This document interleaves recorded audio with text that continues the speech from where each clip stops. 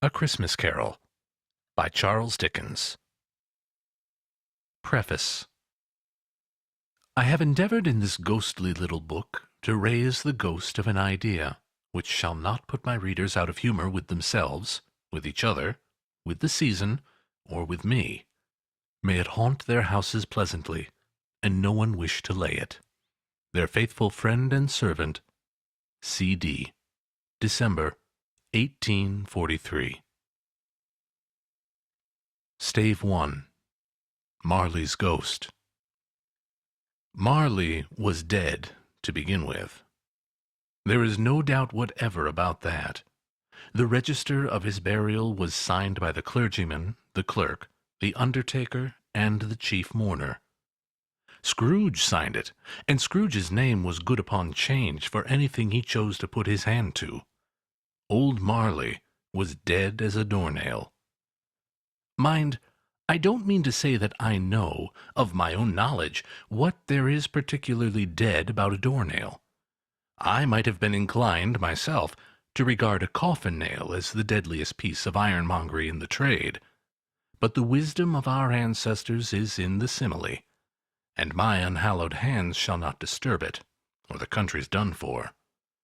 You will, therefore, permit me to repeat, emphatically, that Marley was dead as a doornail. Scrooge knew he was dead? Of course he did. How could it be otherwise? Scrooge and he were partners for I don't know how many years.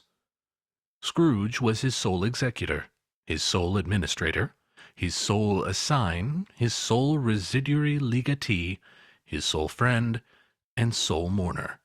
And even Scrooge was not so dreadfully cut up by the sad event, but that he was an excellent man of business on the very day of the funeral, and solemnized it with an undoubted bargain. The mention of Marley's funeral brings me back to the point I started from. There is no doubt that Marley was dead. This must be distinctly understood, or nothing wonderful can come of the story I'm going to relate. If we were not perfectly convinced that Hamlet's father died before the play began, there would be nothing more remarkable in his taking a stroll at night, in an easterly wind, upon his own ramparts, than there would be in any other middle-aged gentleman rashly turning out after dark in a breezy spot, say St. Paul's churchyard, for instance, literally to astonish his son's weak mind. Scrooge never painted out old Marley's name. There it stood, years afterwards, above the warehouse door. Scrooge and Marley. The firm was known as Scrooge and Marley. Sometimes people new to the business called Scrooge Scrooge, and sometimes Marley, but he answered to both names. It was all the same to him. Oh, but he was a tight-fisted hand at the grindstone, Scrooge, a squeezing, wrenching, grasping, scraping, clutching, covetous old sinner, hard and sharp as flint, from which no steel had ever struck out generous fire, secret and self-contained, and solitary as an oyster. The cold within him froze his old features, nipped his pointed nose, shriveled his cheek, stiffened his gait, made his eyes red, his thin lips blue, and spoke out shrewdly in his grating voice. A frosty rime was on his head, on his eyebrows, on his wiry chin. He carried his own low temperature always about him. He iced his office in his dog days, and didn't thaw it 1 degree at Christmas. External heat and cold had little influence on Scrooge. No warmth could warm him, no wintry weather chill him. No wind that blew was bitterer than he, no falling snow was more intent upon its purpose, no pelting rain less open to entreaty. Foul weather didn't know where to have him. The heaviest rain and snow and hail and sleet could boast of the advantage over him in only one respect. They often came down handsomely, and Scrooge never did. Nobody ever stopped him in the street to say, with gladsome looks, "My dear Scrooge, how are you? When will you come to see me?" No beggars implored him to bestow a trifle, no children asked him what it was o'clock, no man or woman ever once in his life inquired the way to such and such a place of Scrooge. Even the blind men's dogs appeared to know him, and when they saw him coming on, would tug their owners into doorways and up courts, and then would wag their tails as though they said, "No eye at all is better than an evil eye, Dark Master." But what did Scrooge care? It was the very thing he liked. To edge his way along the crowded paths of life, warning all human sympathy to keep its distance, was what the knowing ones called nuts to Scrooge. Once upon a time, of all the good days in the year, on Christmas Eve, old Scrooge sat busy in his counting-house. It was cold, bleak, biting weather, foggy withal, and he could hear the people in the court outside go wheezing up and down, beating their hands upon their breasts and stamping their feet upon the pavement stones to warm them. The city clocks had only just gone 3, but it was quite dark already. It had not been light all day. The candles were flaring in the windows of the neighboring offices, like ruddy smears upon the palpable brown air. The fog came pouring in at every chink and keyhole, and was so dense without that although the court was of the narrowest, the houses opposite were mere phantoms. To see the dingy cloud come drooping down, obscuring everything, one might have thought that nature lived hard by, and was brewing on a large scale. The door of Scrooge's counting-house was open, that he might keep his eye upon his clerk, who, in a dismal little cell beyond, a sort of tank, was copying letters. Scrooge had a very small fire, but the clerk's fire was so very much smaller that it looked like one coal. But he couldn't replenish it, for Scrooge kept the coal-box in his own room. And so, surely, as the clerk came in with the shovel, the master predicted that it would be necessary for them to part. Wherefore, the clerk put on his white comforter and tried to warm himself at the candle, in which effort, not being a man of strong imagination, he failed. "A Merry Christmas, Uncle! God save you!" cried a cheerful voice. It was the voice of Scrooge's nephew, who came upon him so quickly that this was the first intimation he had of his approach. "Bah!" said Scrooge. "Humbug!" He had so heated himself with rapid walking in the fog and frost, this nephew of Scrooge's, that he was all in a glow. His face was ruddy and handsome. His eyes sparkled, and his breath smoked again. "Christmas a humbug, Uncle!" said Scrooge's nephew. "You don't mean that, I'm sure." "I do," said Scrooge. "Merry Christmas! What right have you to be merry? What reason have you to be merry? You're poor enough." "Come, then," returned his nephew gaily. "What right have you to be dismal? What reason have you to be morose? You're rich enough." Scrooge, having no better answer ready on the spur of the moment, said, "Bah!" again, and followed it up with, "Humbug!" "Don't be cross, Uncle," said the nephew. "What else can I be?" returned the uncle. "When I live in such a world of fools as this. Merry Christmas! Out upon Merry Christmas! What's Christmas time to you but a time for paying bills without money? A time for finding yourself a year older, but not an hour richer? A time for balancing your books and having every item in 'em through round dozen of months presented dead against you? If I could work my will," said Scrooge indignantly, "every idiot who goes about with Merry Christmas on his lips should be boiled in his own pudding, and buried with a stake of holly through his heart. He should." "Uncle!" "Nephew," returned the uncle sternly, "keep Christmas in your own way, and let me keep it in mine." "Keep it?" repeated Scrooge's nephew. "But you don't keep it." "Let me leave it alone, then," said Scrooge. "Much good may it do you. Much good it has ever done you." "There are many things from which I might have derived good, by which I have not profited, I dare say," returned the nephew. "Christmas among the rest. But I am sure I have always thought of Christmas time, when it has come round, apart from the veneration due its sacred name and origin, if anything belonging to it can be apart from that, as a good time. A kind, forgiving, charitable, pleasant time. The only time I know of in the long calendar of the year when men and women seem by one consent to open their shut-up hearts freely, and to think of people below them as if they were fellow passengers to the grave, and not another race of creatures bound on their journeys. And therefore, uncle, though it has never put a scrap of gold or silver in my pocket, I believe that it has done me good, and will do me good, and I say, God bless it. The clerk in the tank involuntarily applauded. Becoming immediately sensible of the impropriety, he poked the fire, and extinguished the last frail spark forever.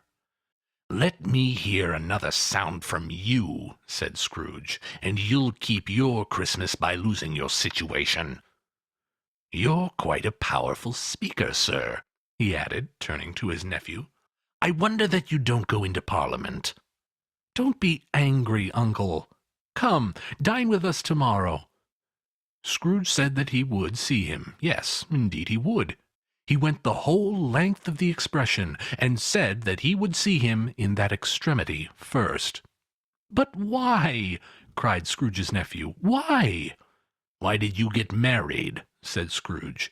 "Because I fell in love."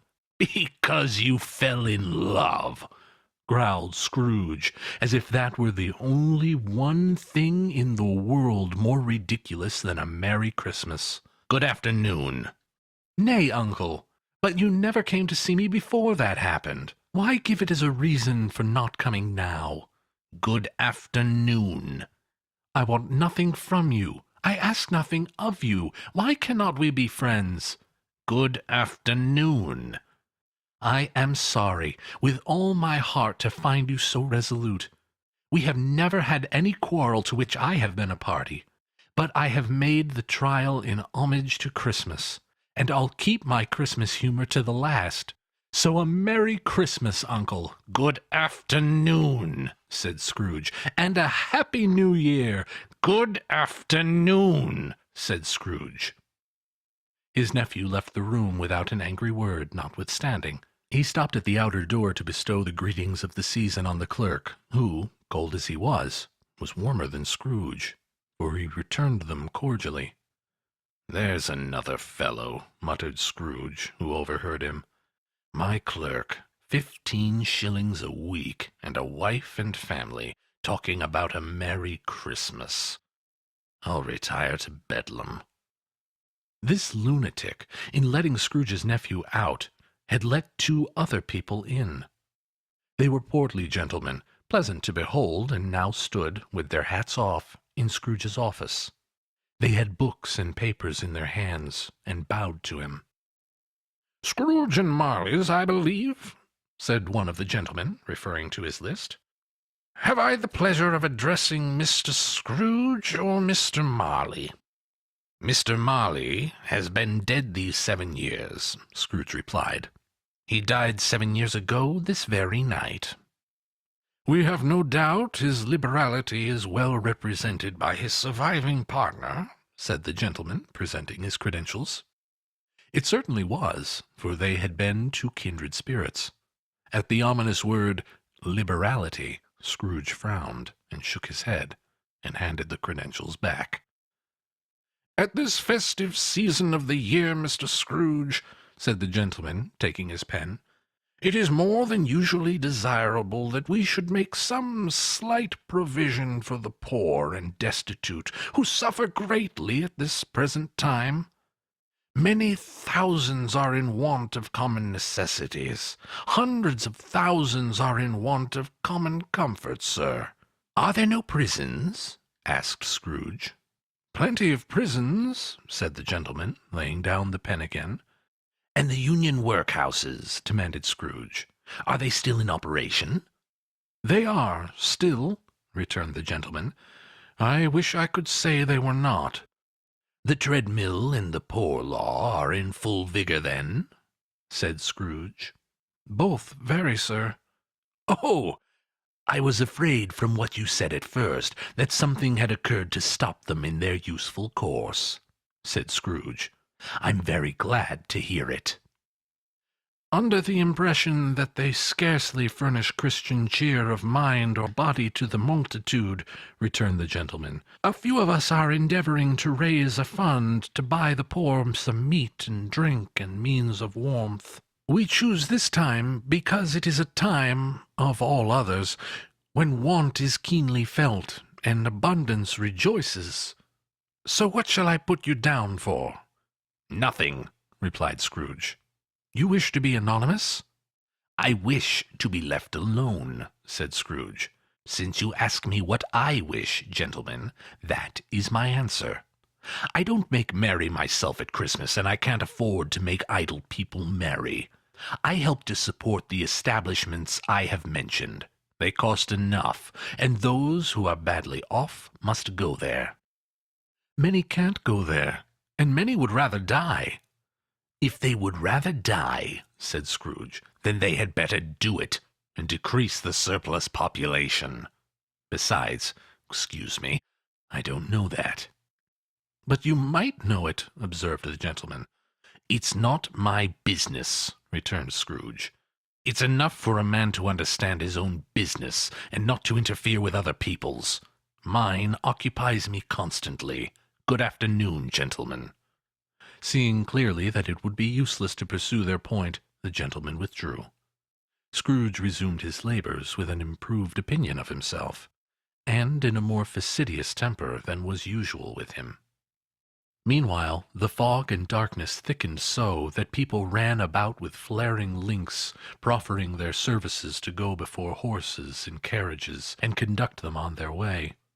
The ancient tower of a church, whose gruff old bell was always peeping slyly down at Scrooge out of a Gothic window in the wall, became invisible, and struck the hours and quarters in the clouds, with tremulous vibrations afterward, as if its teeth were chattering in its frozen head up there. The cold became intense. In the main street, at the corner of the court, some laborers were repairing the gas pipes, and had lighted a great fire in a brazier, round which a party of ragged men and boys were gathered, warming their hands and winking their eyes before the blaze in rapture. A water plug being left in solitude, its overflowing sullenly congealed and turned to misanthropic ice. The brightness of the shops where holly sprigs and berries crackled in the lamp heat of the windows made pale faces ruddy as they passed. Poulterers' and grocers' trades became a splendid joke, a glorious pageant with which it was next to impossible to believe that such dull principles as bargain and sale had anything to do. The Lord Mayor, in the stronghold of the mighty mansion house, gave orders to his 50 cooks and butlers to keep Christmas as the Lord Mayor's house should. And even the little tailor, whom he fined 5 shillings on the previous Monday for being drunk and bloodthirsty in the streets, stirred up tomorrow's pudding in his garret, while his lean wife and the baby sallied out to buy the beef. Foggier yet, and colder, piercing, searching, biting cold. If the good St. Dunstan had but nipped the evil spirit's nose with a touch of such weather as that, instead of using his familiar weapons, then indeed he would have roared to lusty purpose. The owner of one scant young nose, gnawed and mumbled by the hungry cold as bones are gnawed by dogs, stooped down at Scrooge's keyhole to regale him with a Christmas carol. But at the first sounds of "God rest ye merry gentlemen, may nothing you dismay," Scrooge seized the ruler with such energy of action that the singer fled in terror, leaving the keyhole to the fog and even more congenial frost. At length the hour of shutting up the counting-house arrived. With an ill will Scrooge dismounted from his stool, and tacitly admitted the fact to the expected clerk in the tank, who instantly snuffed his candle out and put on his hat. "You'll want all day tomorrow, I suppose?" said Scrooge. "If quite convenient, sir." "It's not convenient," said Scrooge, "and it's not fair. If I was to stop half a crown for it, you'd think yourself ill-used, I'll be bound." The clerk smiled faintly. "And yet," said Scrooge, "you don't think me ill-used, when I pay a day's wages for no work." The clerk observed that it was only once a year. "A poor excuse for picking a man's pocket every 25th of December," said Scrooge, buttoning his greatcoat to the chin. "But I suppose you must have the whole day. Be here all the earlier next morning." The clerk promised he would, and Scrooge walked out with a growl. The office was closed in a twinkling, and the clerk, with the long ends of his white comforter dangling below his waist, for he boasted no greatcoat, went down a slide on Cornhill, at the end of a lane of boys 20 times in honor of its being Christmas Eve, and then ran home to Camden Town as hard as he could pelt, to play at Blindman's Bluff. Scrooge took his melancholy dinner in his usual melancholy tavern, and having read all the newspapers, and beguiled the rest of the evening with his banker's book, went home to bed. He lived in chambers that had once belonged to his deceased partner.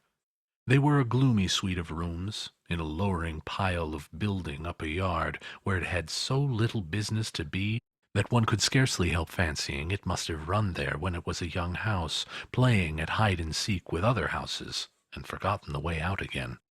It was old enough now, and dreary enough, for no one lived in it but Scrooge, the other rooms being all let out as offices. The yard was so dark that even Scrooge, who knew its every stone, was fain to grope with his hands. The fog and frost shone or hung about the black old gateway of the house, that it seemed as if the genius of the weather sat in mournful meditation on the threshold. Now, it is a fact that there was nothing at all particular about the knocker on the door, except that it was very large. It is also a fact that Scrooge had seen it night and morning during his whole residence in that place. Also, that Scrooge had as little of what is called fancy about him as any man in the city of London, even including, which is a bold word, the corporation, aldermen, and livery. Let it also be borne in mind that Scrooge had not bestowed one thought on Marley since his last mention of his 7 years dead partner that afternoon. And then let any man explain to me, if he can, how it happened that Scrooge, having his key in the lock of the door, saw in the knocker, without its undergoing any intermediate process of change, not a knocker, but Marley's face. Marley's face. It was not an impenetrable shadow as the other objects in the yard were, but had a dismal light about it, like a bad lobster in a dark cellar. It was not angry or ferocious, but looked at Scrooge as Marley used to look, with ghostly spectacles turned up on its ghostly forehead. The hair was curiously stirred, as if by breath or hot air, and, though the eyes were wide open, they were perfectly motionless. That, and its livid color, made it horrible. But its horror seemed to be in spite of the face and beyond its control, rather than a part of its own expression. As Scrooge looked fixedly at this phenomenon, it was a knocker again. To say that he was not startled, or that his blood was not conscious of a terrible sensation to which it had been a stranger from infancy, would be untrue. But he put his hand upon the key he had relinquished, turned it sturdily, walked in, and lighted his candle. He did pause, with a moment's irresolution, before he shut the door, and he did look cautiously behind it first, as if he half expected to be terrified with the sight of Marley's pigtail sticking out into the hall. But there was nothing on the back of the door, except the screws and nuts that held the knocker on. So he said, "Pooh-pooh," and closed it with a bang. The sound resounded through the house like thunder. Every room above, and every cask in the wine merchant's cellar below, appeared to have a separate peal of echoes of its own. Scrooge was not a man to be frightened by echoes. He fastened the door, and walked across the hall, and up the stairs, slowly, too, trimming his candle as he went. You may talk vaguely about driving a coach and six up a good old flight of stairs, or through a bad young Act of Parliament. But I mean to say you might have got a hearse up that staircase, and taken it broadwise, with the splinter bar towards the wall and the door towards the balustrades, and done it easy. There was plenty of width for that, and room to spare, which is perhaps the reason why Scrooge thought he saw a locomotive hearse going on before him in the gloom. Half a dozen gas lamps out of the street wouldn't have lighted the entry too well, so you may suppose that it was pretty dark with Scrooge's dip. Up Scrooge went, not caring a button for that. Darkness is cheap, and Scrooge liked it. But before he shut his heavy door, he walked through his rooms to see that all was right. He had just enough recollection of the face to desire to do that. Sitting room, bedroom, lumber room, all as they should be. Nobody under the table, nobody under the sofa. A small fire in the grate, spoon and basin ready, and the little saucepan of gruel, Scrooge had a cold in his head, upon the hob. Nobody under the bed, nobody in the closet, nobody in his dressing gown, which was hanging up in a suspicious attitude against the wall. Lumber room as usual, old fire guard, old shoes, old fish baskets, washing stand on 3 legs, and a poker. Quite satisfied, he closed his door and locked himself in. Double locked himself in, which was not his custom. Thus secured against surprise, he took off his cravat, put on his dressing gown and slippers, and his nightcap, and sat down before the fire to take his gruel. It was a very low fire indeed, nothing on such a bitter night. He was obligated to sit close to it and brood over it before he could extract the least sensation of warmth from such a handful of fuel. The fireplace was an old one, built by some Dutch merchant long ago and paved all round with quaint Dutch tiles, designed to illustrate the Scriptures. There were Cains and Abels, Pharaoh's daughters, queens of Sheba, angelic messengers descending through the air on clouds like feather-beds, Abrahams, Belshazzars, apostles pulling off to sea in butter-boats, hundreds of figures to attract his thoughts. And yet that face of Marley, 7 years dead, came like the ancient prophet's rod and swallowed up the whole. If each smooth tile had been a blank at first, with power to shape some picture on its surface from the disjointed fragments of his thoughts, there would have been a copy of old Marley's head on every one. "Humbug," said Scrooge, and walked across the room. After several turns he sat down again. As he threw his head back in the chair, his glance happened to rest upon a bell. A disused bell that hung in the room, and communicated, for some purpose now forgotten, with a chamber in the highest story of the building. It was with great astonishment, and with a strange, inexplicable dread, that as he looked, he saw this bell begin to swing. It swung so softly in the outset that it scarcely made a sound. But soon it rang out loudly, and so did every bell in the house. This might have lasted half a minute, or a minute, but it seemed like an hour. The bells ceased as they had begun, together. They were succeeded by a clanking noise deep down below, as if some person were dragging a heavy chain over the casks of the wine merchant's cellar. Scrooge then remembered to have heard that ghosts in haunted houses were described as dragging chains. The cellar door flew open with a booming sound, and then he heard the noise much louder on the floors below. Then coming up the stairs. Then coming straight towards his door. "It's humbug still," said Scrooge. "I won't believe it." His color changed, though, when, without a pause, it came on through the heavy door and passed into the room before his eyes. Upon its coming in, the dying flame leaped up, as though it cried, "I know him, Marley's ghost!" and fell again. The same face, the very same.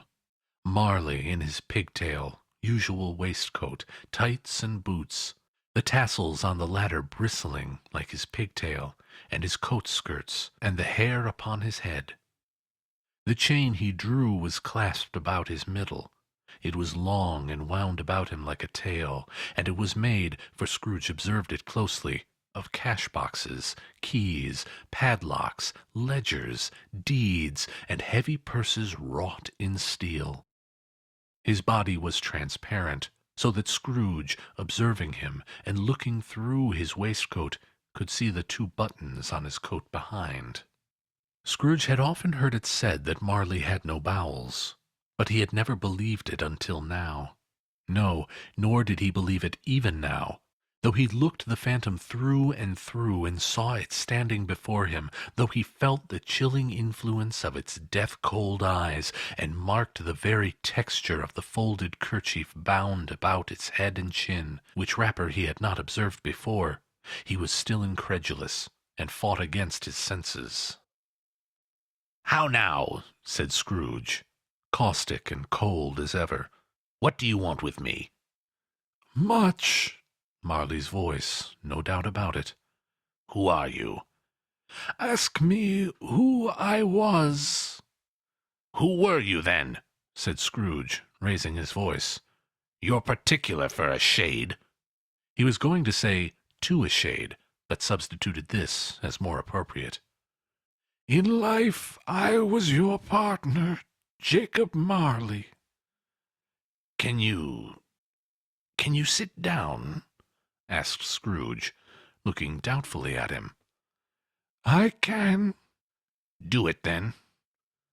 Scrooge asked the question because he didn't know whether a ghost so transparent might find himself in a condition to take a chair, and felt that in the event of its being impossible, it might involve the necessity of an embarrassing explanation. But the ghost sat down on the opposite side of the fireplace, as if he were quite used to it. "You don't believe in me," observed the ghost. "I don't," said Scrooge. "What evidence would you have of my reality beyond that of your senses?" "I don't know," said Scrooge. "Why do you doubt your senses?" "Because," said Scrooge, "a little thing affects them. A slight disorder of the stomach makes them cheat. You may be an undigested bit of beef, a blot of mustard, a crumb of cheese, a fragment of an underdone potato. There's more gravy than of grave about you, whatever you are." Scrooge was not much in the habit of cracking jokes, nor did he feel, in his heart, by any means waggish then. The truth is that he tried to be smart as a means of distracting his own attention, and keeping down his terror, for the spectre's voice disturbed the very marrow in his bones. To sit, staring at those fixed glazed eyes in silence for a moment, would play, Scrooge felt, the very deuce with him. There was something very awful, too, in the spectre's being provided with an infernal atmosphere of its own. Scrooge could not feel it himself, but this was clearly the case, for though the ghost sat perfectly motionless, its hair and skirts and tassels were still agitated as by the hot vapor from an oven. "You see this toothpick," said Scrooge, returning quickly to the charge for the reason just assigned, and wishing, though it were only for a second, to divert the vision's stony gaze from himself. "I do," replied the ghost. "You're not looking at it." "But I see it," said the ghost, "notwithstanding." "Well," returned Scrooge, "I have but to swallow this, and be for the rest of my days persecuted by a legion of goblins, all of my own creation. Humbug, I tell you, humbug!" At this the spirit raised a frightful cry, and shook its chains with such a dismal and appalling noise that Scrooge held on tight to his chair to save himself from falling in a swoon. But how much greater was his horror when the phantom, taking off the bandage round its head, as if it were too warm to wear indoors, its lower jaw dropped down upon its breast. Scrooge fell upon his knees and clasped his hands before his face. "Mercy!" he said. "Dreadful apparition, why do you trouble me?" "Man of the worldly mind," replied the ghost, "do you believe in me or not?" "I do," said Scrooge. "I must. But why do spirits walk the earth, and why do they come to me?" "It is required of every man," the ghost returned, "that the spirit within him should walk abroad among his fellow men, and travel far and wide. And if that spirit goes not forth in life, it is condemned to do so after death. It is doomed to wander through the world. Oh, woe is me, and witness what it cannot share, but might have shared on earth, and turned to happiness." Again the spectre raised a cry, and shook its chains and wrung its shadowy hands. "You are fettered," said Scrooge, trembling. "Tell me why." "I wear the chain I forged in life," replied the ghost. "I made it link by link, and yard by yard. I girded it on of my own free will, and of my own free will I wore it. Is its pattern strange to you?" Scrooge trembled more and more. "Or would you know," pursued the ghost, "the weight and length of the strong coil you bear yourself? It was full as heavy and as long as this 7 Christmas Eves ago. You have labored on it since. It is a ponderous chain." Scrooge glanced about him on the floor, in the expectation of finding himself surrounded by some 50 or 60 fathoms of iron cable, but he could see nothing. "Jacob," he said imploringly. "Old Jacob Marley, tell me more. Speak comfort to me, Jacob." "I have none to give," the ghost replied. "It comes from other regions, Ebenezer Scrooge, and is conveyed by other ministers to other kinds of men. Nor can I tell you what I would. A very little more is all permitted to me. I cannot rest. I cannot stay. I cannot linger anywhere. My spirit never walked beyond our counting-house. Mark me, in life my spirit never roved beyond the narrow limits of our money-changing hole, and weary journeys lie before me." It was a habit with Scrooge, whenever he became thoughtful, to put his hands in his breeches pockets. Pondering on what the ghost had said, he did so now, but without lifting up his eyes or getting off his knees. "You must have been very slow about it, Jacob," Scrooge observed, in a businesslike manner, though with humility and deference. "Slow," the ghost repeated. 7 years dead," mused Scrooge, "and travelling all the time." "The whole time," said the ghost. "No rest, no peace, incessant torture of remorse." "You travel fast?" said Scrooge. "On the wings of the wind," replied the ghost. "You might have got over a great quantity of ground in 7 years," said Scrooge. The ghost, on hearing this, set up another cry, and clanked its chains so hideously in the dead silence of the night that the ward would have been justified in indicting it for a nuisance. "Oh, captive bound and double-ironed," cried the phantom, "not to know that ages of incessant labor by mortal creatures for this earth must pass into eternity before the good of which it is susceptible is all developed. Not to know that any Christian spirit working kindly in its little sphere, whatever it may be, will find its mortal life too short for its vast means of usefulness. Not to know that no space of regret can make amends for one's life's opportunity misused. Yet such was I. Oh, such was I." "But you are always a good man of business, Jacob," faltered Scrooge, who now began to apply this to himself. "Business!" cried the ghost, wringing its hands. "Mankind was my business. The common welfare was my business. Charity, mercy, forbearance, and benevolence were all my business. The dealings of my trade were but a drop of water in the comprehensive ocean of my business." It held up its chain at arm's length, as if that were the cause of all its unavailing grief, and flung it heavily upon the ground again. "At this time of the rolling year," the spectre said, "I suffer most. Why did I walk through crowds of fellow beings with my eyes turned down, and never raise them to that blessed star which led the wise men to a poor abode? Were there no poor homes to which its light would have conducted me?" Scrooge was very much dismayed to hear the spectre going on at this rate, and began to quake exceedingly. "Hear me!" cried the ghost. "My time is nearly gone." "I will," said Scrooge, "but don't be hard upon me. Don't be flowery, Jacob, pray." "How it is that I appear before you in a shape that you can see, I may not tell. I have sat invisible beside you many and many a day." It was not an agreeable idea. Scrooge shivered and wiped the perspiration from his brow. "That is no light part of my penance," pursued the ghost. "I am here tonight to warn you that you have yet a chance and hope of escaping my fate, a chance and hope of my procuring Ebenezer."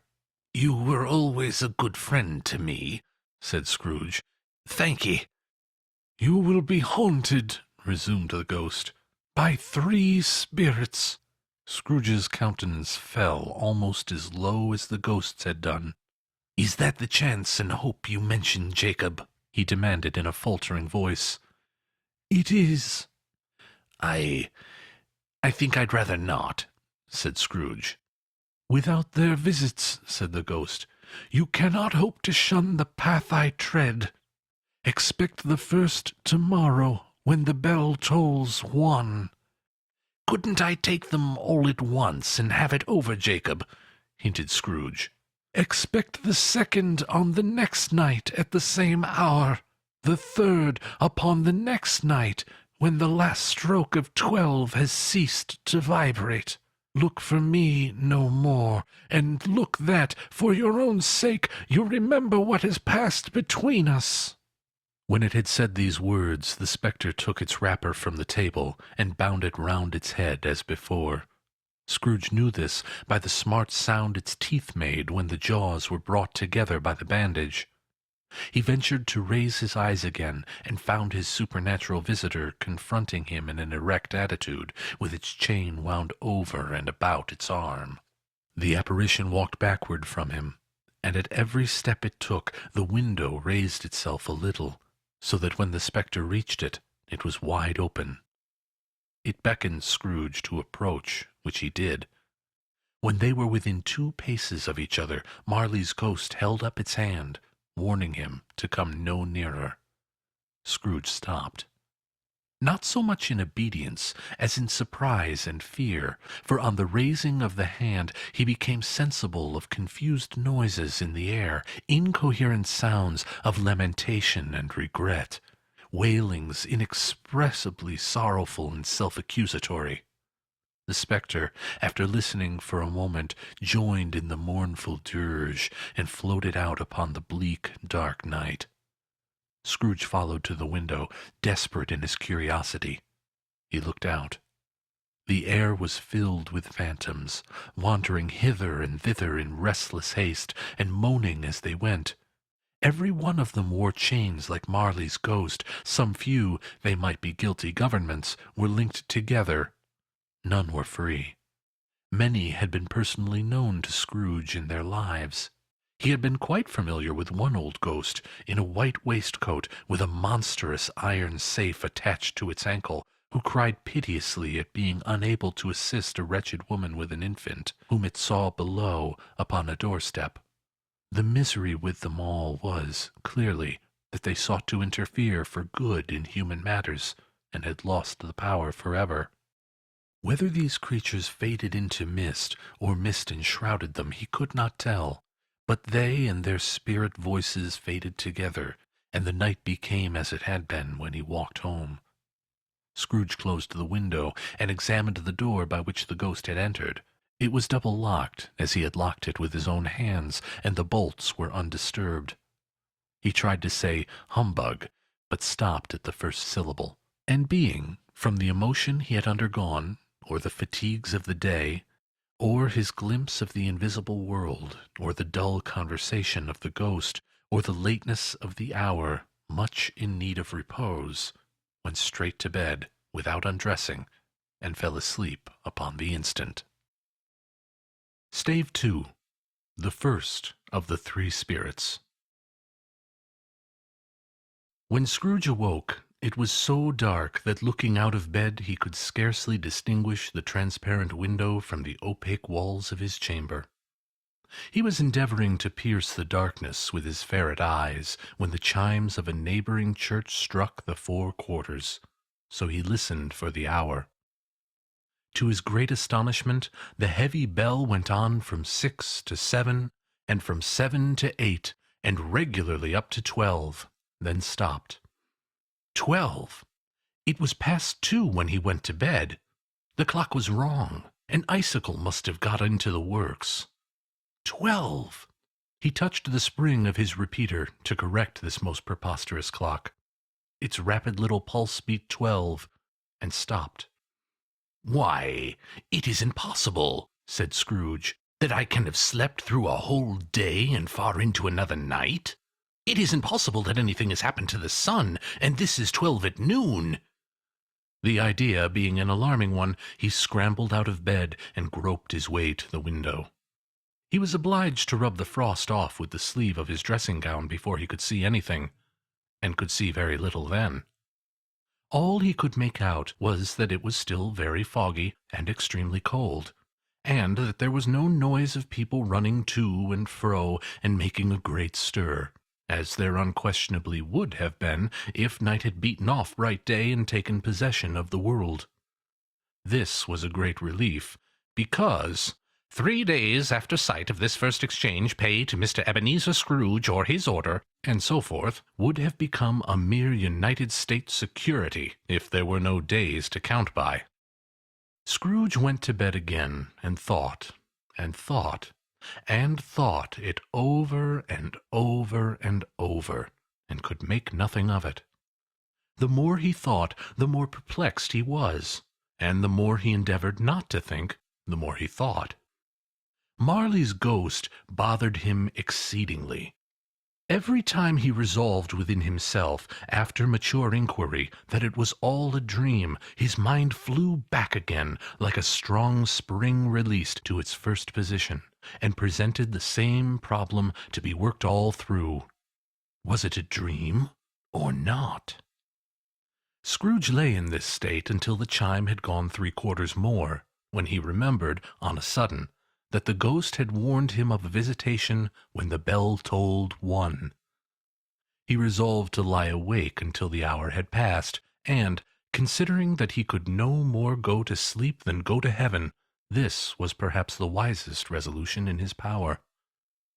The quarter was so long that he was more than once convinced he must have sunk into a doze unconsciously and missed the clock. At length it broke upon his listening ear. "Ding-dong." "A quarter past," said Scrooge, counting.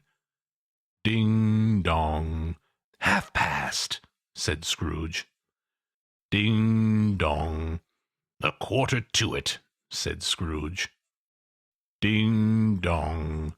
"The hour itself," said Scrooge triumphantly, "and nothing else." He spoke before the hour bell sounded, which it did now with a deep, dull, hollow, melancholy 1. Light flashed up in the room upon the instant, and the curtains of his bed were drawn. The curtains of his bed were drawn aside, I tell you, by a hand. Not the curtains at his feet, nor the curtains at his back, but those to which his face was addressed. The curtains of his bed were drawn aside, and Scrooge, starting up into a half-recumbent attitude, found himself face to face with the unearthly visitor who drew them. So close to it as I am to you now, and I am standing in the spirit at your elbow.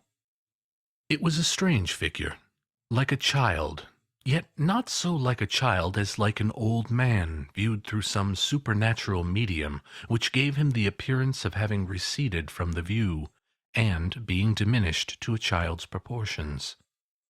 Its hair, which hung about its neck and down its back, was white as if with age, and yet the face had not a wrinkle in it, and the tenderest bloom was on the skin. The arms were very long and muscular, the hands the same, as if its hold were of uncommon strength. Its legs and feet, most delicately formed, were, like those upper members, bare. It wore a tunic of the purest white, and round its waist was bound a lustrous belt, the sheen of which was beautiful. It held a branch of fresh green holly in its hand, and, in singular contradiction of that wintry emblem, had its dress trimmed with summer flowers. But the strangest thing about it was, that from the crown of its head there sprung a bright, clear jet of light, by which all this was visible, and which was doubtless the occasion of its using, in its duller moments, a great extinguisher for a cap, which it now held under its arm. Even this, though, when Scrooge looked at it with increasing steadiness, was not its strangest quality, for as its belt sparkled and glittered now in one part and now in another, and what was light one instant, at another time was dark, so the figure itself fluctuated in its distinctness, being now a thing with one arm, now with one leg, now with 20 legs, now a pair of legs without a head, now a head without a body, of which dissolving parts no outline would be visible in the dense gloom wherein they melted away, and in the very wonder of this it would be itself again, distinct and clear as ever. "Are you the spirit, sir, whose coming was foretold to me?" asked Scrooge. "I am." The voice was soft and gentle, singularly low, as if instead of being so close beside him, it were at a distance. "Who and what are you?" Scrooge demanded. "I am the ghost of Christmas past." "Long past?" inquired Scrooge, observant of its dwarfish nature. "No, your past." Perhaps Scrooge could not have told anybody why, if anybody could have asked him, but he had a special desire to see the spirit in his cap, and begged him to be covered. "What!" exclaimed the ghost. "Would you so soon put out with worldly hands the light I give? Is it not enough that you are one of those whose passions made this cap, and forced me through whole trains of years to wear it low upon my brow?" Scrooge reverently disclaimed all intention to offend, or any knowledge of having wilfully bonneted the spirit at any period in his life. He then made bold to inquire what business brought him there. "Your welfare," said the ghost. Scrooge expressed himself much obliged, but could not help thinking that a night of unbroken rest would be more conducive to that end. The spirit must have heard him thinking, for it said immediately, "Your reclamation, then, take heed." It put out its strong hand as it spoke, and clasped him gently by the arm. "Rise, and walk with me." It would have been in vain for Scrooge to plead that the weather and the hour were not adapted to pedestrian purposes, that bed was warm, and the thermometer a long way below freezing, that he was clad but lightly in his slippers, dressing-gown, and nightcap, and that he had a cold upon him at the time. The grasp, though gentle as a woman's hand, was not to be resisted.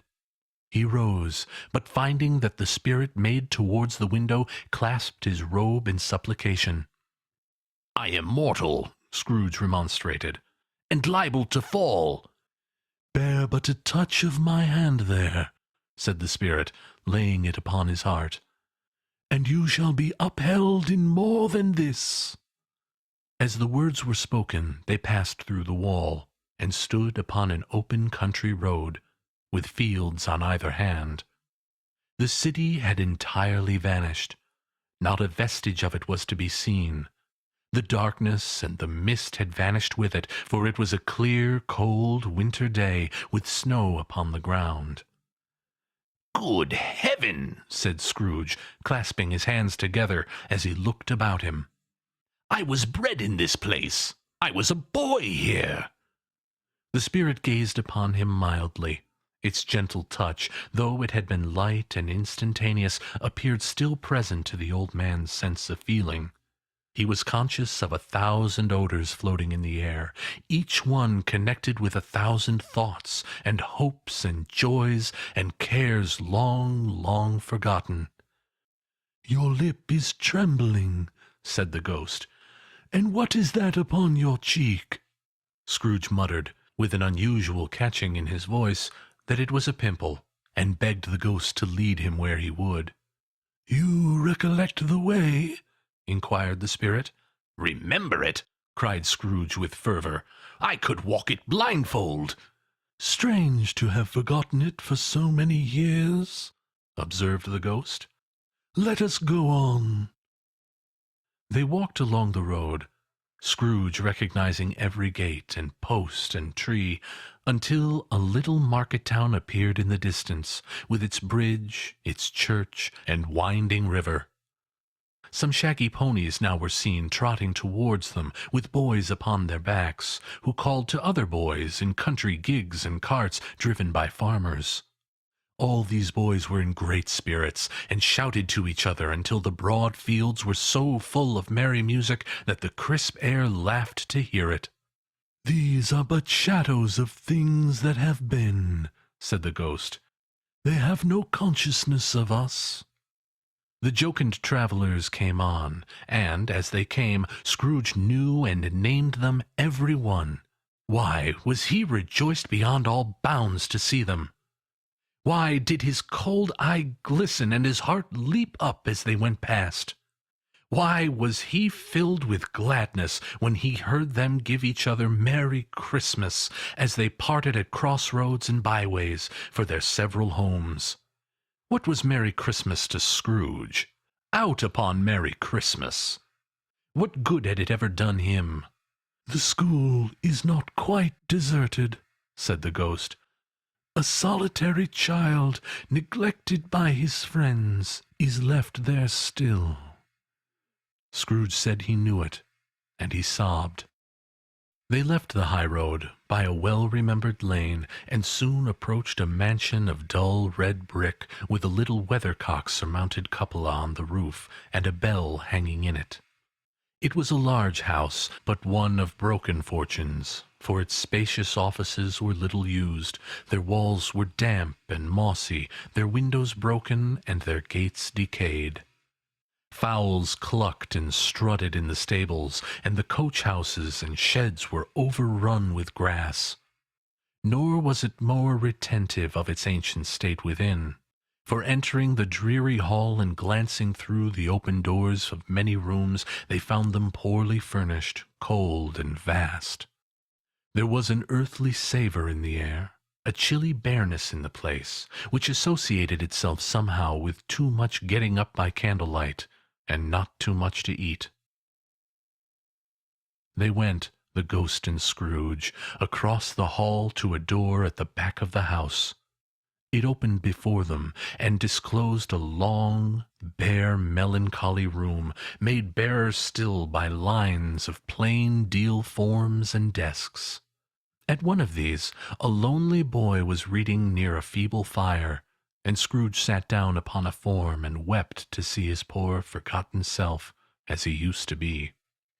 Not a latent echo in the house, not a squeak and scuffle from the mice behind the paneling, not a drip from the half-thawed water-spout in the dull yard behind, not a sigh among the leafless boughs of one despondent poplar, not the idle swinging of an empty storehouse door, no, not a clicking in the fire, but fell upon the heart of Scrooge with a softening influence, and gave a freer passage to his tears.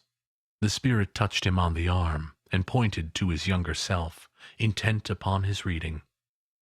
Suddenly a man in foreign garments, wonderfully real and distinct to look at, stood outside the window, with an axe stuck in his belt, and leading by the bridle an ass laden with wood. "Why, it's Ali Baba!" Scrooge exclaimed in ecstasy. "It's dear old honest Ali Baba! Yes, yes, I know! One Christmas time, when yonder solitary child was left here all alone, he did come for the first time, just like that. Poor boy! And Valentine, with his wild brother Orson, there they go! And what's his name, who was put down in his drawers, asleep at the gates of Damascus, don't you see him? And the Sultan's groom, turned upside down by the genie, there he is upon his head. Serve him right, I'm glad of it. What business had he to be married to the princess?" To hear Scrooge expending all the earnestness of his nature on such subjects in a most extraordinary voice between laughing and crying, and to see his heightened and excited face, would have been a surprise to his business friends in the city, indeed. "There's the parrot!" cried Scrooge. "Green body and yellow tail, with a thing like a lettuce growing out of the top of its head. There he is! Poor Robinson Crusoe, he called him when he came home again after sailing round the island. Poor Robinson Crusoe, where have you been, Robinson Crusoe? The man thought he was dreaming, but he wasn't. It was the parrot, you know. There goes Friday, running for his life to the little creek. Hallo! Hoop! Hallo!" Then, with a rapidity of transition very foreign to his usual character, he said, in pity for his former self, "Poor boy!" and cried again. "I wish," Scrooge muttered, putting his hand in his pocket and looking about him after drying his eyes with his cuff. "But it's too late now." "What is the matter?" asked the spirit. "Nothing," said Scrooge. "Nothing.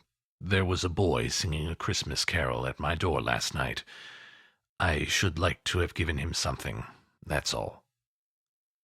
The ghost smiled thoughtfully and waved its hand, saying as it did so, "Let us see another Christmas."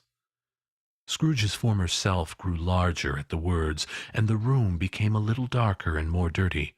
The panels shrunk, the windows cracked, fragments of plaster fell out of the ceiling, and the naked lathes were shown instead. But how all of this was brought about, Scrooge knew no more than you do. He only knew that it was quite correct, that everything had happened so, that there he was, alone again, when all the other boys had gone home for the jolly holidays. He was not reading now, but walking up and down despairingly. Scrooge looked at the ghost, and with a mournful shaking of his head, glanced anxiously towards the door. It opened, and a little girl, much younger than the boy, came darting in, and put her arms around his neck, and often kissing him, addressed him as her "dear, dear brother."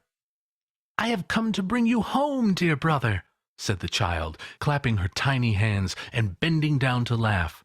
"To bring you home, home, home." "Home, little Fan?" returned the boy. "Yes," said the child, brimful of glee. "Home, for good and all. Home for ever and ever. Father is so much kinder than he used to be, that home's like heaven. He spoke so gently to me one dear night when I was going to bed, that I was not afraid to ask him once more if you might come home, and he said yes, you should, and sent me in a coach to bring you. And you're to be a man," said the child, opening her eyes, "and are never to come back here, but first we're to be together all Christmas long, and have the merriest time in all the world." "You're quite a woman, little Fan," exclaimed the boy. She clapped her hands and laughed, and tried to touch his head, but being too little, laughed again, and stood on tiptoe to embrace him. Then she began to drag him, in her childish eagerness, towards the door, and he, nothing loath to go, accompanied her. A terrible voice in the hall cried, "Bring down Master Scrooge's box there!" And in the hall appeared the schoolmaster himself, who glared on Master Scrooge with a ferocious condescension, and threw him into a dreadful state of mind by shaking hands with him. He then conveyed him and his sister into the veriest old well of a shivering best parlour that ever was seen, where the maps upon the wall and the celestial and terrestrial globes in the windows were waxy and cold.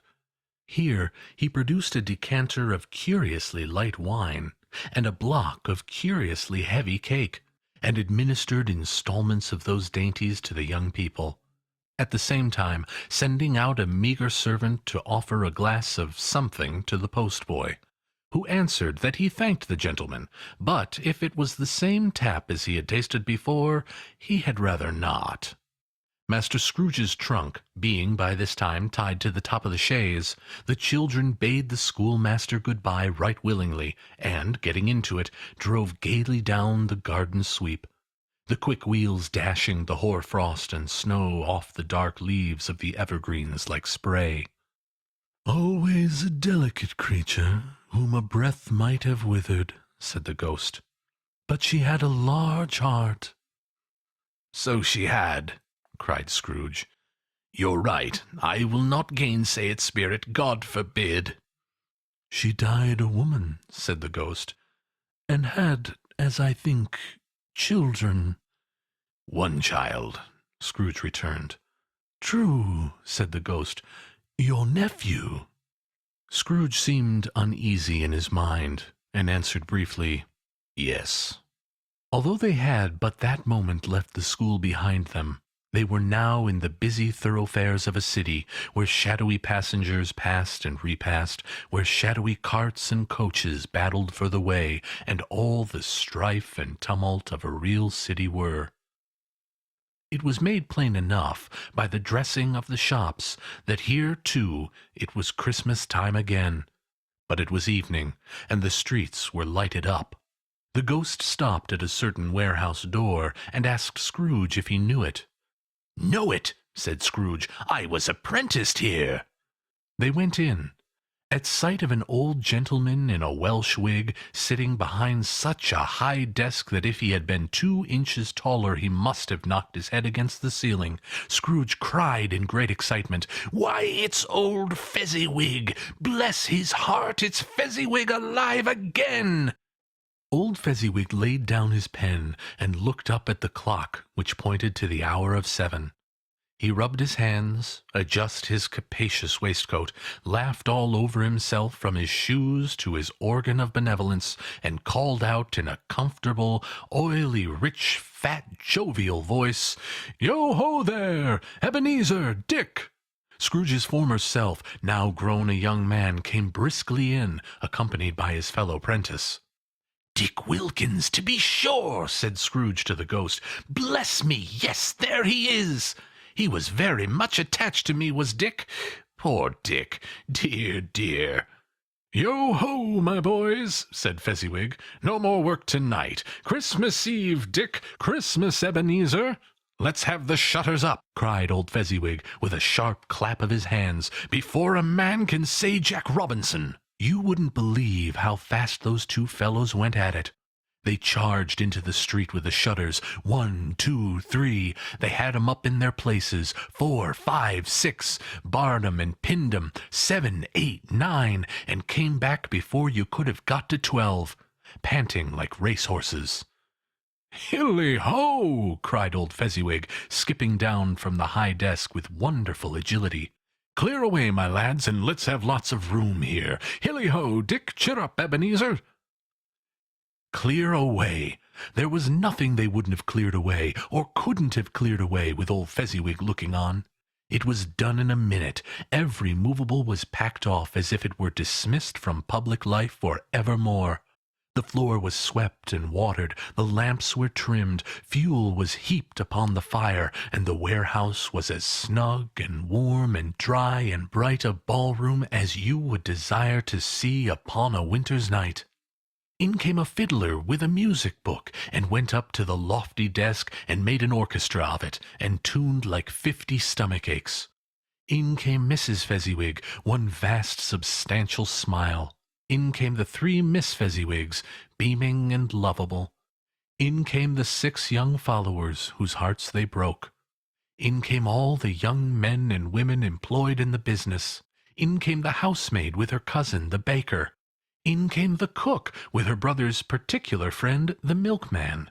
In came the boy from over the way, who was suspected of not having board enough from his master, trying to hide himself behind the girl from next door, but one who was proven to have had her ears pulled by her mistress. In they all came, one after another, some shyly, some boldly, some gracefully, some awkwardly, some pushing, some pulling. In they came anyhow and everyhow. Away they all went, 20 couple at once, hands half round and back again the other way, down the middle and up again, round and round in various stages of affectionate grouping, old top couple always turning up in the wrong place, new top couples starting off again as soon as they got there. All top couples at last, and not a bottom one to help them. When this result was brought about, old Fezziwig, clapping his hands to stop the dance, cried out, "Well done!"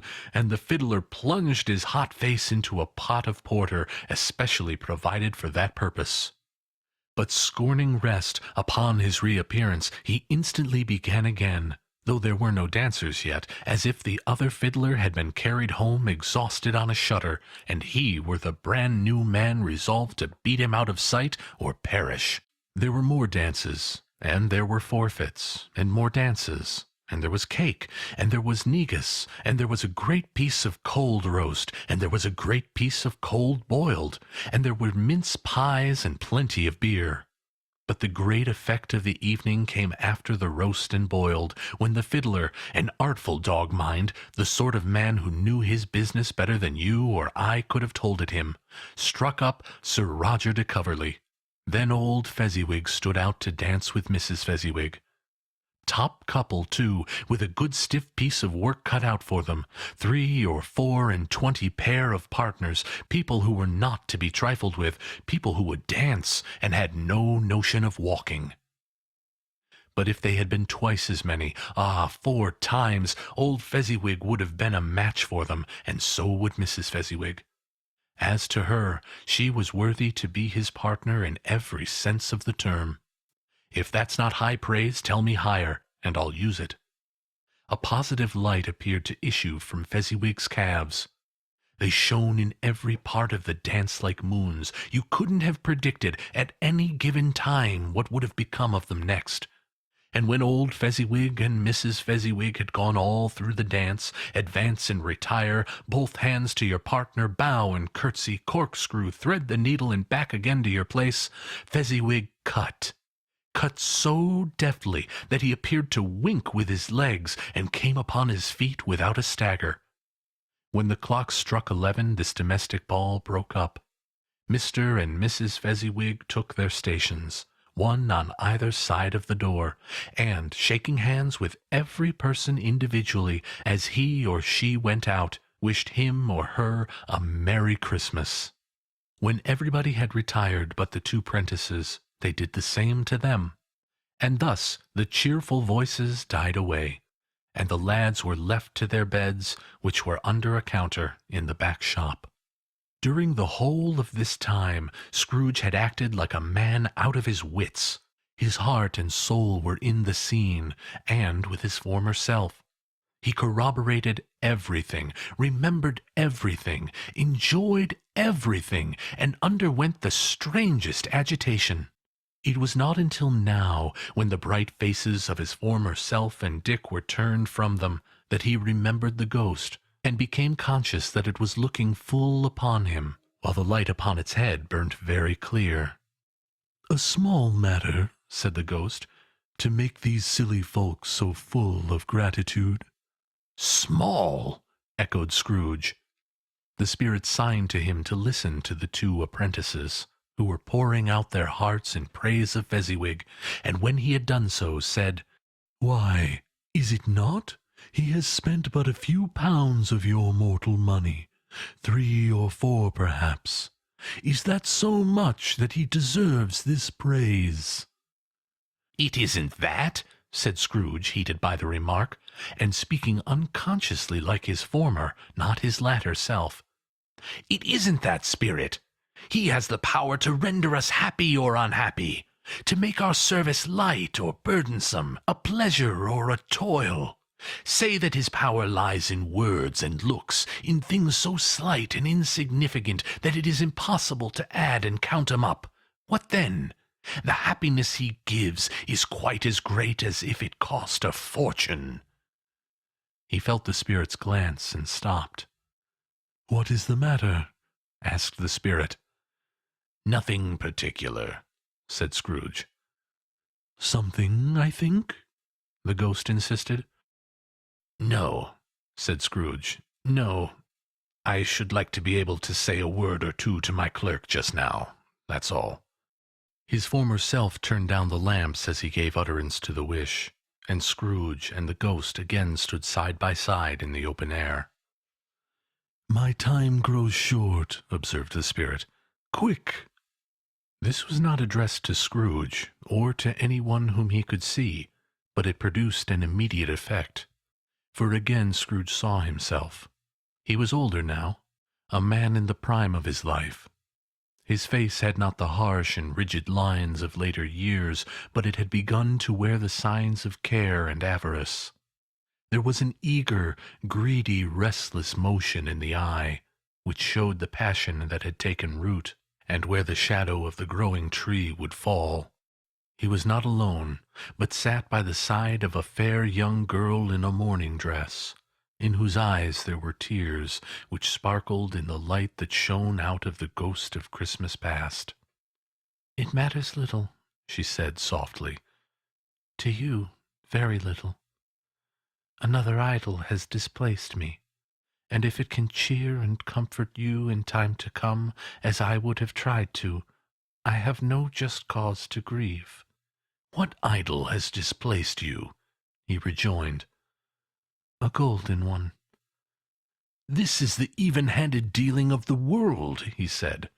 "There is nothing on which it is so hard as poverty, and there is nothing it professes to condemn with such severity as the pursuit of wealth." "You fear the world too much," she answered gently. "All your other hopes have merged into the hope of being beyond the chance of its sordid reproach. I have seen your nobler aspirations fall off one by one, until your master passion, gain, engrosses you. Have I not?" "What then?" he retorted. "Even if I have grown so much wiser, what then? I am not changed towards you." She shook her head. "Am I?" "Our contract is an old one. It was made when we were both poor and content to be so, until, in good season, we could improve our worldly fortune by our patient industry. You are changed. When it was made, you were another man." "I was a boy," he said impatiently. "Your own feeling tells you that you are not what you are," she returned. "I am. That which promised happiness when we were one in heart is fraught with misery now that we are two. How often and how keenly I have thought of this, I will not say. It is enough that I have thought of it, and can release you." "Have I ever sought release?" "In words, no, never." "In what, then?" "In a changed nature, in an altered spirit, in another atmosphere of life, another hope as its great end, in everything that made my love of any worth or value in your sight." "If this had never been between us," said the girl, looking mildly but with steadiness upon him, "tell me you would seek me out, and try to win me now." "Ah, no." He seemed to yield to the justice of this supposition in spite of himself, but he said with a struggle, "You think not?" "I would gladly think otherwise if I could," she answered. "Heaven knows! When I have learned a truth like this, I know how strong and irresistible it must be. But if you were free today, tomorrow, yesterday, can even I believe that you would choose a dowerless girl? You, who in your very confidence with her weigh everything by gain, or, choosing her, if for a moment you were false enough to your one guiding principle to do so, do I not know that your repentance and regret would surely follow? I do, and I release you, with a full heart for the love of him you once were." He was about to speak, but with her head turned from him, she resumed. "You may. The memory of what is past half makes me hope you will have pain in this. A very, very brief time, and you will dismiss the recollection of it gladly as an unprofitable dream from which it happened well that you awoke. May you be happy in the life you have chosen." She left him, and they parted. "Spirit," said Scrooge, "show me no more. Conduct me home. Why do you delight to torture me?" "One shadow more!" exclaimed the ghost. "No more!" cried Scrooge. "No more! I do not wish to see it. Show me no more!" But the relentless ghost pinioned him in both arms, and forced him to observe what happened next. They were in another scene and place, a room, not very large or handsome, but full of comfort. Near to the winter fire sat a beautiful young girl, so like the last that Scrooge believed it was the same, until he saw her, now a comely matron, sitting opposite her daughter. The noise in this room was perfectly tumultuous, for there were more children there than Scrooge in his agitated state of mind could count. And, unlike the celebrated herd in the poem, they were not 40 children conducting themselves as one, but every child conducting itself like 40. The consequences were uproarious beyond belief, and no one seemed to care. On the contrary, the mother and daughter laughed heartily and enjoyed it very much. And the latter, soon beginning to mingle in the sports, got pillaged by the young brigands most ruthlessly. What would I not have given to be one of them? Though I never could have been so rude. No, no, I wouldn't for the wealth of all the world have crushed that braided hair and torn it down. And for the precious little shoe, I wouldn't have plucked it off. God bless my soul, to save my life. As to measuring her waist in sport, as they did, bold young brood, I couldn't have done it. I should have expected my arm to have grown round it for a punishment, and never come straight again. And yet I should have dearly liked, I own, to have touched her lips, to have questioned her, that she might have opened them, to have looked upon the lashes of her downcast eyes, and never raised a blush, to have let loose those waves of hair, an inch of which would be a keepsake beyond price. In short, I should have liked, I do confess, to have the lightest license of a child, and yet to have been man enough to know its value. But now a knocking at the door was heard, and such a rush immediately ensued that she, with laughing face and plundered dress, was borne towards it, the centre of a flushed and boisterous group, just in time to greet the father, who came home attended by a man laden with Christmas toys and presents. Then the shouting and the struggling and the onslaught that was made on the defenceless porter, the scaling him with chairs for ladders to dive into his pockets, despoil him of brown paper parcels, hold on tight by his cravat, hug him round his neck, pommel his back, and kick his legs in irrepressible affection. The shouts of wonder and delight at which the development of every package was received. The terrible announcement that the baby had been taken in the act of putting a doll's frying pan into his mouth, and was more than suspected of having swallowed a fictitious turkey glued on a wooden platter. The immense relief of finding this a false alarm. The joy and gratitude and ecstasy, they were all indescribable alike.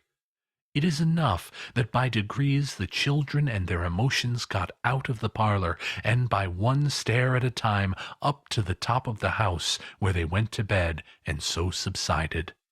And now Scrooge looked on more attentively than ever, when the master of the house, having his daughter leaning fondly on him, sat down with her and her mother at his own fireside. And when he thought that such another creature, quite as graceful and as full of promise, might have called him father, and been a springtime in the haggard winter of his life, his sight grew very dim indeed. "Belle," said the husband, turning to his wife with a smile, "I saw an old friend of yours this afternoon. Who was it? Guess." "How can I? Tut, don't I know?" she added in the same breath, laughing as he laughed. "Mr. Scrooge." Mr. Scrooge it was. I passed his office window, and as it was not shut up, and he had a candle inside, I could scarcely help seeing him. His partner lies upon the point of death, I hear, and there he sat alone, quite alone in the world, I do believe. "Spirit," said Scrooge in a broken voice, "remove me from this place." "I told you these were shadows of the things that have been," said the ghost, "that they are what they are. Do not blame me." "Remove me!" Scrooge exclaimed. "I cannot bear it."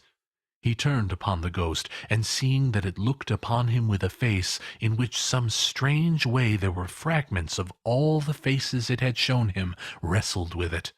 Leave me, take me back, haunt me no longer. In the struggle, if that can be called a struggle in which the ghost, with no visible resistance on its own part, was undisturbed by any effort of its adversary, Scrooge observed that its light was burning high and bright, and dimly connecting that with its influence over him, he seized the extinguisher cap, and by a sudden action pressed it down upon its head. The spirit dropped beneath it, so that the extinguisher covered its whole form. But, though Scrooge pressed it down with all his force, he could not hide the light, which streamed from under it in an unbroken flood upon the ground.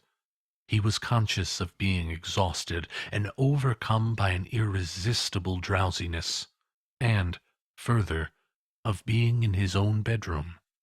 He gave the cap a parting squeeze, in which his hand relaxed, and had barely time to reel to bed before he sank into a heavy sleep. Stave 3. The second of the three spirits. Awakening in the middle of a prodigiously tough snore, and sitting up in bed to get his thoughts together, Scrooge had no occasion to be told that the bell was again upon the stroke of 1. He felt that he was restored to consciousness in the right nick of time, for the especial purpose of holding a conference with the second messenger dispatched to him through Jacob Marley's intervention. But finding that he turned uncomfortably cold when he began to wonder which of his curtains this new spectre would draw back, he put them every one aside with his own hands, and, lying down again, established a sharp lookout all round the bed. For he wished to challenge the spirit on the moment of its appearance, and did not wish to be taken by surprise and made nervous. Gentlemen of the free and easy sort, who plumed themselves on being acquainted with a move or two, and, being usually equal to the time of day, express the wide range of their capacity for adventure by observing that they are good for anything from pitch and toss to manslaughter. Between which opposite extremes, no doubt, there lies a tolerably wide and comprehensive range of subjects. Without venturing for Scrooge quite as heartily as this, I don't mind calling on you to believe that he was ready for a good broad field of strange appearances, and that nothing between a baby and a rhinoceros would have astonished him very much. Now, being prepared for almost anything, he was not, by any means, prepared for nothing, and, consequently, when the bell struck 1 and no shape appeared, he was taken with a violent fit of trembling. 5 minutes, 10 minutes, a quarter of an hour went by, yet nothing came. All this time he lay upon his bed, the very core and center of a blaze of ruddy light, which streamed upon it when the clock proclaimed the hour, and by which, being only light, was more alarming than a dozen ghosts, as he was powerless to make out what it meant, or would be at, and was sometimes apprehensive that he might be, at that very moment, an interesting case of spontaneous combustion, without having the consolation of knowing it. At last, however, he began to think, as you or I would have thought at first, for it is always the person and not the predicament who knows what ought to have been done in it, and would unquestionably have done to it. At last, I say, he began to think that the source and secret of this ghostly light might be in the adjoining room, from whence, on further tracing it, it seemed to shine. This idea taking full possession of his mind, he got up softly and shuffled in his slippers to the door. The moment Scrooge's hand was on the lock, a strange voice called to him by his name, and bade him enter. He obeyed. It was his own room, there was no doubt about that, but it had undergone a surprising transformation. The walls and ceiling were so hung with living green that it looked a perfect grove, from every part of which bright gleaming berries glistened. The crisp leaves of holly, mistletoe, and ivy reflected back the light, as if so many little mirrors had been scattered there, and such a mighty blaze went roaring up the chimney as that dull petrification of a hearth had never known in Scrooge's time, or Marley's, or for many and many a winter season gone by. Heaped up on the floor to form a kind of throne were turkeys, geese, game, poultry, brawn, great joints of meat, sucking pigs, long wreaths of sausages, mince pies, plum puddings, barrels of oysters, red-hot chestnuts, cherry-cheeked apples, juicy oranges, luscious pears, immense twelfth cakes, and seething bowls of punch that made the chamber dim with their delicious steam. In easy state upon this couch there sat a jolly giant, glorious to see, who bore a glowing torch, in shape not unlike Plenty's horn, and held it up, high up, to shed its light on Scrooge as he came peeping round the door. "Come in!" exclaimed the ghost. "Come in and know me better, man." Scrooge entered timidly, and hung his head before the spirit. He was not the dogged Scrooge he had been, and though the spirit's eyes were clear and kind, he did not like to meet them. "I am the ghost of Christmas Present," said the spirit. "Look upon me." Scrooge reverently did so. It was clothed in one simple green robe, or mantle, bordered with white fur.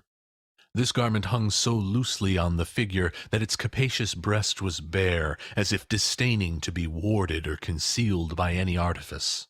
Its feet, observable beneath the ample folds of the garment, were also bare, and on its head it wore no other covering than a holly wreath, set here and there with shining icicles. Its dark brown curls were long and free as its genial face, its sparkling eye, its open hand, its cheery voice, its unconstrained demeanor, and its joyful air. Girded round its middle was an antique scabbard, but no sword was in it, and the ancient sheath was eaten up with rust. "You have never seen the like of me before," exclaimed the spirit. "Never," Scrooge made to answer it. "Have never walked forth with the younger members of my family, meaning, for I am very young, my elder brothers born in these later years?" pursued the phantom. "I don't think that I have," said Scrooge. "I'm afraid I have not. Have you had many brothers, spirit?" "More than 1,800, said the ghost. "A tremendous family to provide for," muttered Scrooge.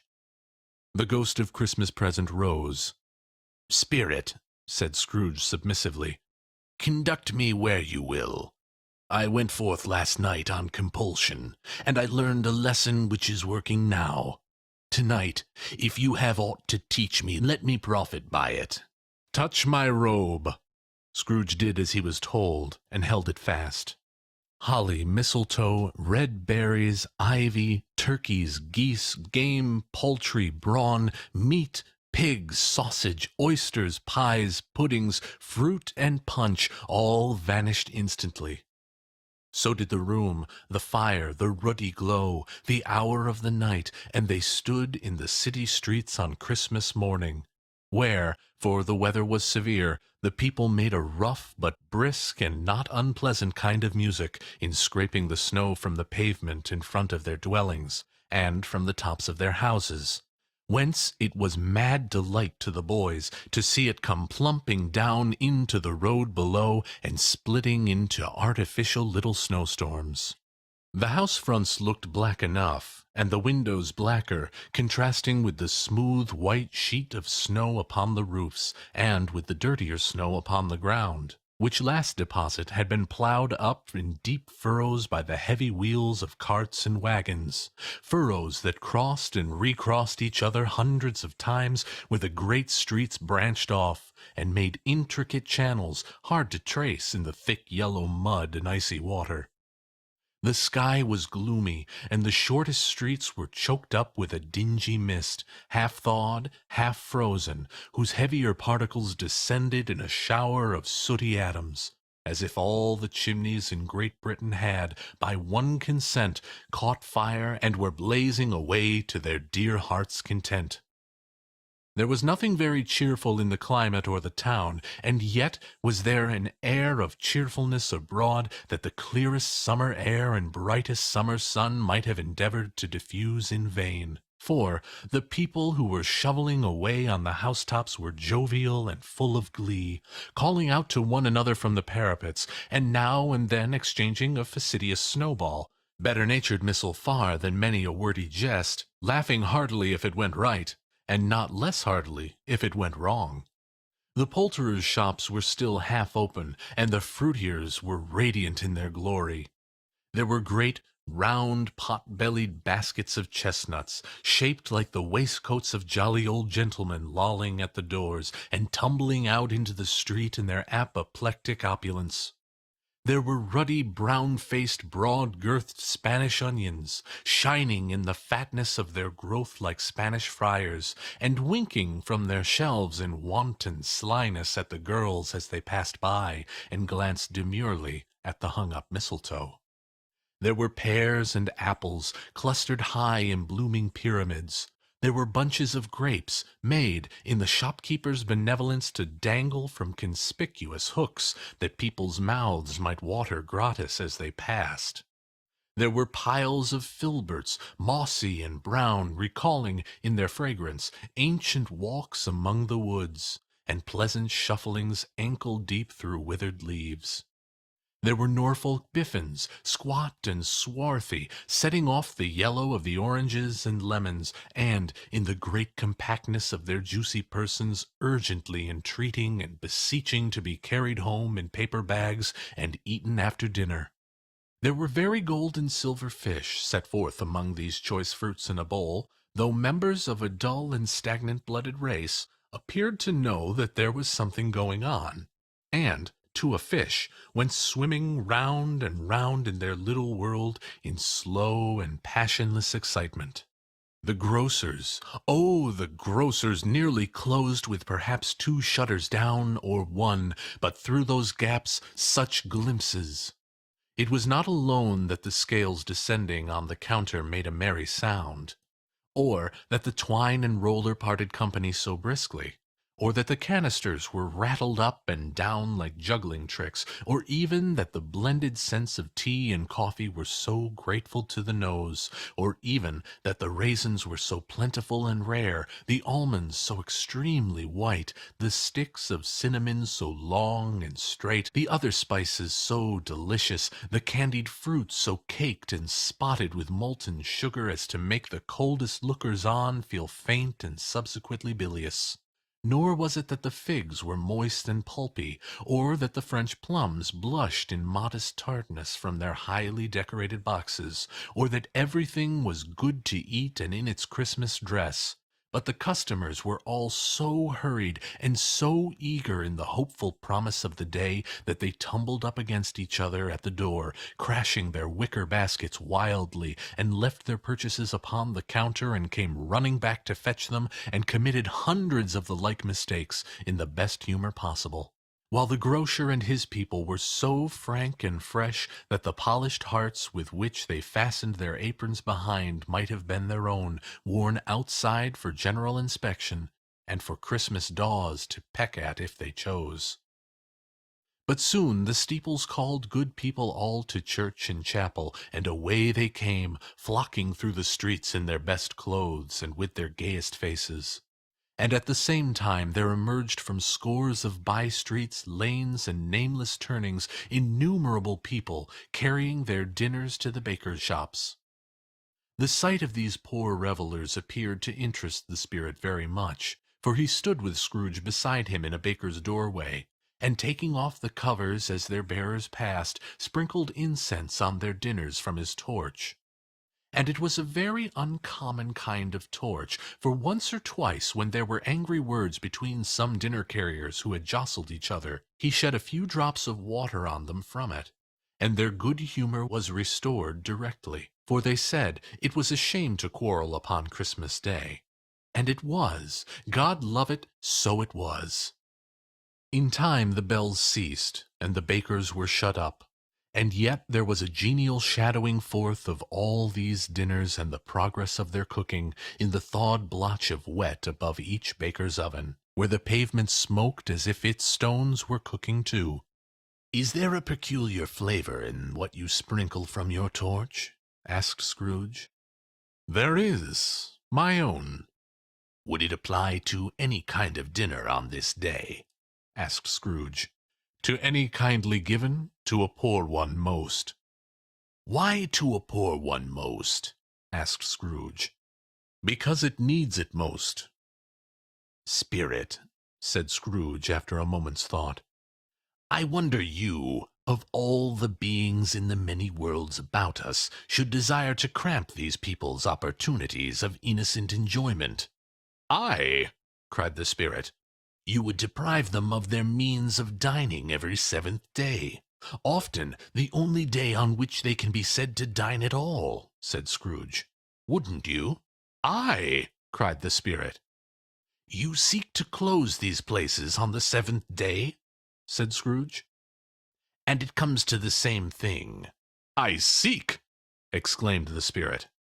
Forgive me if I am wrong. It has been done in your name, or at least in that of your family, said Scrooge.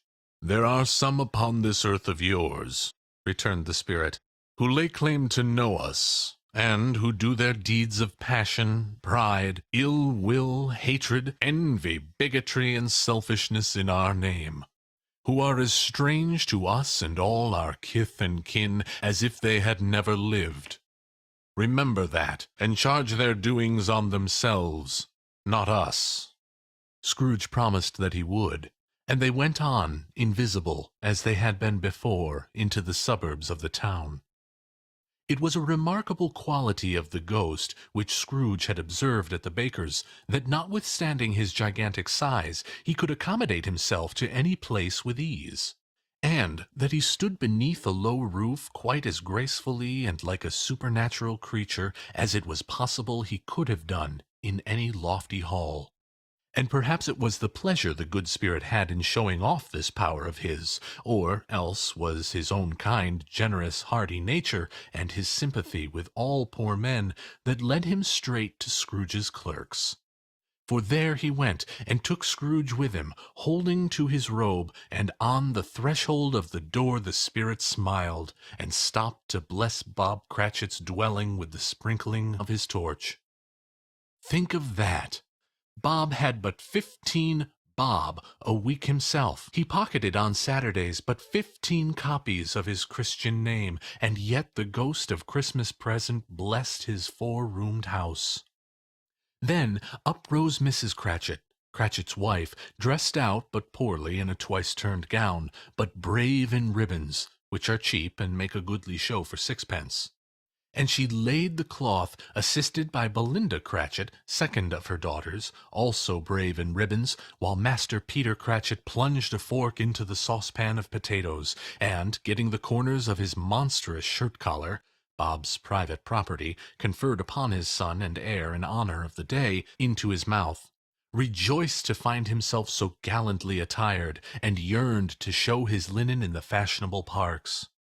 And now 2 smaller Cratchits, boy and girl, came tearing in, screaming that outside the baker's they had smelt the goose, and known it for their own, and basking in luxurious thoughts of sage and onion, these young Cratchits danced about the table, and exalted Master Peter Cratchit to the skies, while he, not proud, although his collars nearly choked him, blew the fire, until the slow potatoes, bubbling up, knocked loudly at the saucepan lid to be let out and peeled. "What has ever got your precious father, then?" said Miss Cratchit. "And your brother, Tiny Tim? And Martha weren't as late last Christmas by half an hour." "Here's Martha, mother," said a girl, appearing as she spoke. "Here's Martha, mother," cried the 2 young Cratchits. "Hurrah! There's such a goose, Martha!"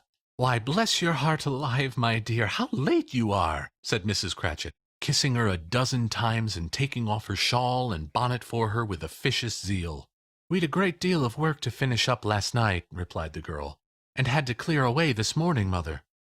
"Well, never you mind so long as you are come," said Mrs. Cratchit. "Sit ye down before the fire, my dear, and have a warm. Lord bless ye!" "No, no, there's father coming!" cried the 2 young Cratchits, who were everywhere at once. "Hide, Martha, hide!" So Martha hid herself, and in came little Bob, the father, with at least 3 feet of comforter, exclusive of the fringe, hanging down before him. and his threadbare clothes darned up and brushed to look seasonable, and Tiny Tim upon his shoulder. Alas for Tiny Tim, for he bore a little crutch, and his limbs were supported by an iron frame. "Why, where's our Martha?" cried Bob Cratchit, looking around. "Not coming," said Mrs. Cratchit. "Not coming!" said Bob, with a sudden declension in his high spirits, for he had been Tim's blood horse all the way from church, and had come home rampant. "Not coming upon Christmas Day!"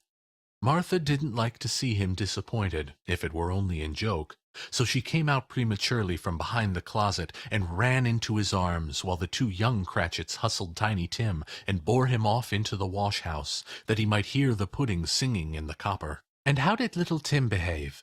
asked Mrs. Cratchit, when she had rallied Bob on his credulity, and Bob had hugged his daughter to his heart's content.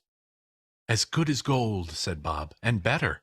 Somehow he gets thoughtful, sitting by himself so much, and thinks the strangest things you ever heard. He told me, coming home, that he hoped the people saw him in the church, because he was a cripple, and it might be pleasant to them to remember upon Christmas Day, who made lame beggars walk, and blind men see." Bob's voice was tremulous when he told them this, and trembled more when he said that Tiny Tim was growing strong and hearty. His active little crutch was heard upon the floor, and back came Tiny Tim before another word was spoken, escorted by his brother and sister to his stool before the fire. And while Bob, turning up his cuffs, as if, poor fellow, they were capable of being made more shabby, compounded some hot mixture in a jug with gin and lemons, and stirred it round, and put it on the hob to simmer, Master Peter and the two ubiquitous young Cratchits went to fetch the goose, with which they soon returned in high procession. Such a bustle ensued that you might have thought a goose the rarest of all birds, a feathered phenomenon to which a black swan was a matter of course, and in truth it was something very like it in that house. Mrs. Cratchit made the gravy, ready beforehand in a little saucepan, hissing hot. Master Peter mashed the potatoes with incredible vigor. Miss Belinda sweetened up the apple-sauce. Martha dusted the hot plates. Bob took Tiny Tim beside him in a tiny corner at the table. The two young Cratchits set chairs for everybody, not forgetting themselves, and mounting guard upon their posts, crammed spoons into their mouths, lest they should shriek for goose before their turn came to be helped. And last the dishes were set on, and grace was said. It was succeeded by a breathless pause, as Mrs. Cratchit, looking slowly all along the carving-knife, prepared to plunge it into the breast, but when she did, and when the long-expected gush of stuffing issued forth, one murmur of delight arose all around the board, and even Tiny Tim, excited by the two young Cratchits, beat on the table with the handle of his knife, and feebly cried, "Hurrah!" There never was such a goose. Bob said he didn't believe there ever was such a goose cooked. Its tenderness and flavor, size and cheapness, there were themes of universal admiration. Eked out by apple sauce and mashed potatoes, it was a sufficient dinner for the whole family indeed, as Mrs. Cratchit said with great delight, surveying one small atom of a bone upon the dish. They hadn't ate it all at last. Yet every one had had enough, and the youngest Cratchits in particular were steeped in sage and onion to the eyebrows. But now, the plates being changed by Miss Belinda, Mrs. Cratchit left the room alone, too nervous to bear witness, to take the pudding up and bring it in. Suppose it should not be done enough? Suppose it should break in turning out? Suppose somebody should have got over the wall of the backyard and stolen it, while they were merry with the goose? A supposition at which the two young Cratchits became livid. All sorts of horrors were supposed. Hullo! A great deal of steam! The pudding was out of the copper, a smell like a washing day. That was the cloth. A smell like an eating-house, and a pastry cook's next door to each other, with a laundress's next door to that. That was the pudding. In half a minute Mrs. Cratchit entered, flushed but smiling proudly, with the pudding, like a speckled cannonball so hard and firm, blazing in half a quartern of ignited brandy, and bedight with Christmas holly stuck into the top. "Oh, a wonderful pudding," Bob Cratchit said, and calmly, too, that he regarded it as the greatest success achieved by Mrs. Cratchit since their marriage. Mrs. Cratchit said that now the weight was off her mind, she would confess she had had her doubts about the quantity of flour. Everybody had something to say about it, but nobody said or thought it was at all a small pudding for a large family. It would have been flat heresy to do so. Any Cratchit would have blushed to hint at such a thing. At last the dinner was all done. The cloth was cleared, the hearth swept, and the fire made up. The compound in the jug being tasted and considered perfect, apples and oranges were put upon the table, and a shovelful of chestnuts on the fire. Then all the Cratchit family drew round the hearth, in what Bob Cratchit called a circle, meaning a half one, and at Bob Cratchit's elbow stood the family display of glass, 2 tumblers, and a custard cup without a handle. These held the hot stuff from the jug, however, as well as golden goblets would have done, and Bob served it out with beaming looks, while the chestnuts on the fire sputtered and cracked noisily. Then Bob proposed, "A Merry Christmas to us all, my dears. God bless us," which the family re-echoed. "God bless us, every one," said Tiny Tim, the last of all. He sat very close to his father's side upon his little stool. Bob held his withered little hand in his, as if he loved the child and wished to keep him by his side, and dreaded that he might be taken from him. "Spirit," said Scrooge, with an interest he had never felt before, "tell me if Tiny Tim will live." "I see a vacant seat," replied the ghost, "in the poor chimney corner, and a crutch without an owner, carefully preserved. If these shadows remain unaltered by the future, the child will die." "No, no," said Scrooge. "Oh, no, kind spirit, say he will be spared." "If these shadows remain unaltered by the future, none other of my race," returned the ghost, "will find him here." "What then? If he be like to die, he had better do it, and decrease the surplus population." Scrooge hung his head to hear his own words quoted by the spirit, and was overcome with penitence and grief. "Man," said the ghost, "if man you be in heart, not adamant, forbear that wicked cant until you have discovered what the surplus is, and where it is. Will you decide what men shall live, what men shall die? It may be that in the sight of heaven you are more worthless and less fit to live than millions like this poor man's child. Good God, to hear the insect on the leaf pronouncing on too much life among his hungry brothers in the dust." Scrooge bent before the ghost's rebuke, and trembling cast his eyes upon the ground. But he raised them speedily on hearing his own name. "Mr. Scrooge," said Bob, "I'll give ye Mr. Scrooge, the founder of the feast." "The founder of the feast, indeed!" cried Mrs. Cratchit, reddening. "I wish I had him here. I'd give him a piece of my mind to feast upon, and I hope he'd have a good appetite for it." "My dear," said Bob, "the children! Christmas Day!" "It should be Christmas Day, I am sure," she said, "on which one drinks the health of such an odious, stingy, hard, unfeeling man as Mr. Scrooge. You know he is, Robert. Nobody knows it better than you do, poor fellow." "My dear," was Bob's mild answer, "Christmas Day." "I'll drink his health for your sake and for the day's," said Mrs. Cratchit, "not for his. Long life to him, a Merry Christmas and a Happy New Year. He'll be very merry and very happy, I have no doubt." The children drank the toast after her. It was the first of their proceedings which had no heartiness. Tiny Tim drank it last of all, but he didn't care 2 pence for it. Scrooge was the ogre of the family. The mention of his name cast a dark shadow on the party, which was not dispelled for a full 5 minutes. After it had passed, they were 10 times merrier than before, from the mere relief of Scrooge the Baleful being done with. Bob Cratchit told them how he had a solution in his eye for Master Peter, which would bring in, if obtained, full 5 and 6 pence weekly. The two young Cratchits laughed tremendously at the idea of Peter's being a man of business, and Peter himself looked thoughtfully at the fire from between his collars, as if he were deliberating what particular investments he should favor when he came into the receipt of that bewildering income. Martha, who was a poor apprentice at a milliner's, then told them what kind of work she had to do, and how many hours she worked at a stretch, and how she meant to lie abed tomorrow morning for a good long rest, tomorrow being a holiday she passed at home.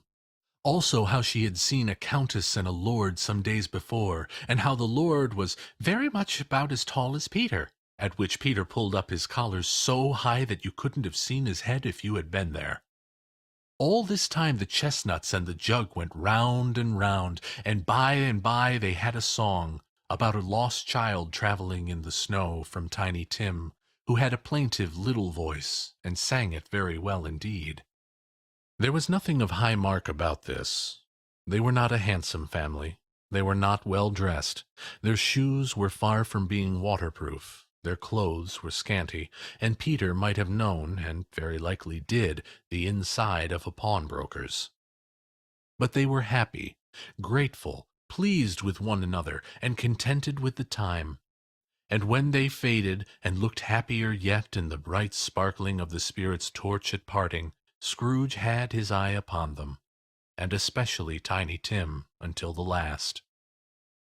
By this time it was getting dark and snowing pretty heavily, and as Scrooge and the spirit went along the streets, the brightness of the roaring fires in kitchens, parlors, and all sorts of rooms were wonderful. Here the flickering of the blaze showed preparations for a cozy dinner, with hot plates baking through and through before the fire, and deep red curtains ready to be drawn to shut out cold and darkness. There all the children of the house were running out into the snow to meet their married sisters, brothers, cousins, uncles, aunts, and be the first to greet them.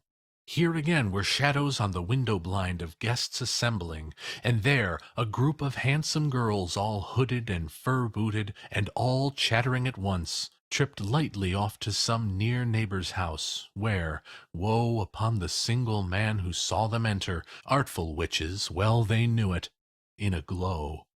But if you had judged from the numbers of people on their way to friendly gatherings, you might have thought that no one was at home to give them welcome when they got there, instead of every house expecting company, and piling up its fires half-chimney high. Blessings on it, how the ghost exulted! How it bared its breadth of breast, and opened its capacious palm, and floated on, outpouring with a generous hand its bright and harmless mirth on everything within reach. The very lamplighter, who ran on before, dotting the dusky street with specks of light, and who was dressed to spend the evening somewhere, laughed out loudly as the spirit passed, though little kenned the lamplighter that he had any company but Christmas. And now, without a word of warning from the ghost, they stood upon a bleak and desert moor, where monstrous masses of rude stone were cast about, as though it were a burial place of giants. And water spread itself wheresoever it listed, or would have done so, but for the frost that held it prisoner, and nothing grew but moss and furze, and coarse rank grass.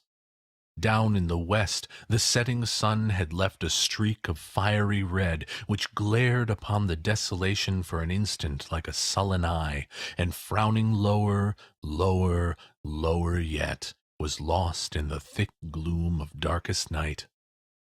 "What is this place?" asked Scrooge. "A place where miners live, who labor in the bowels of the earth," returned the spirit. "But they know me. See!" A light shone from the window of a hut, and swiftly they advanced toward it. Passing through the wall of mud and stone, they found a cheerful company assembled round a glowing fire. An old, old man and woman, with their children and their children's children, and another generation beyond that, all decked out gaily in their holiday attire.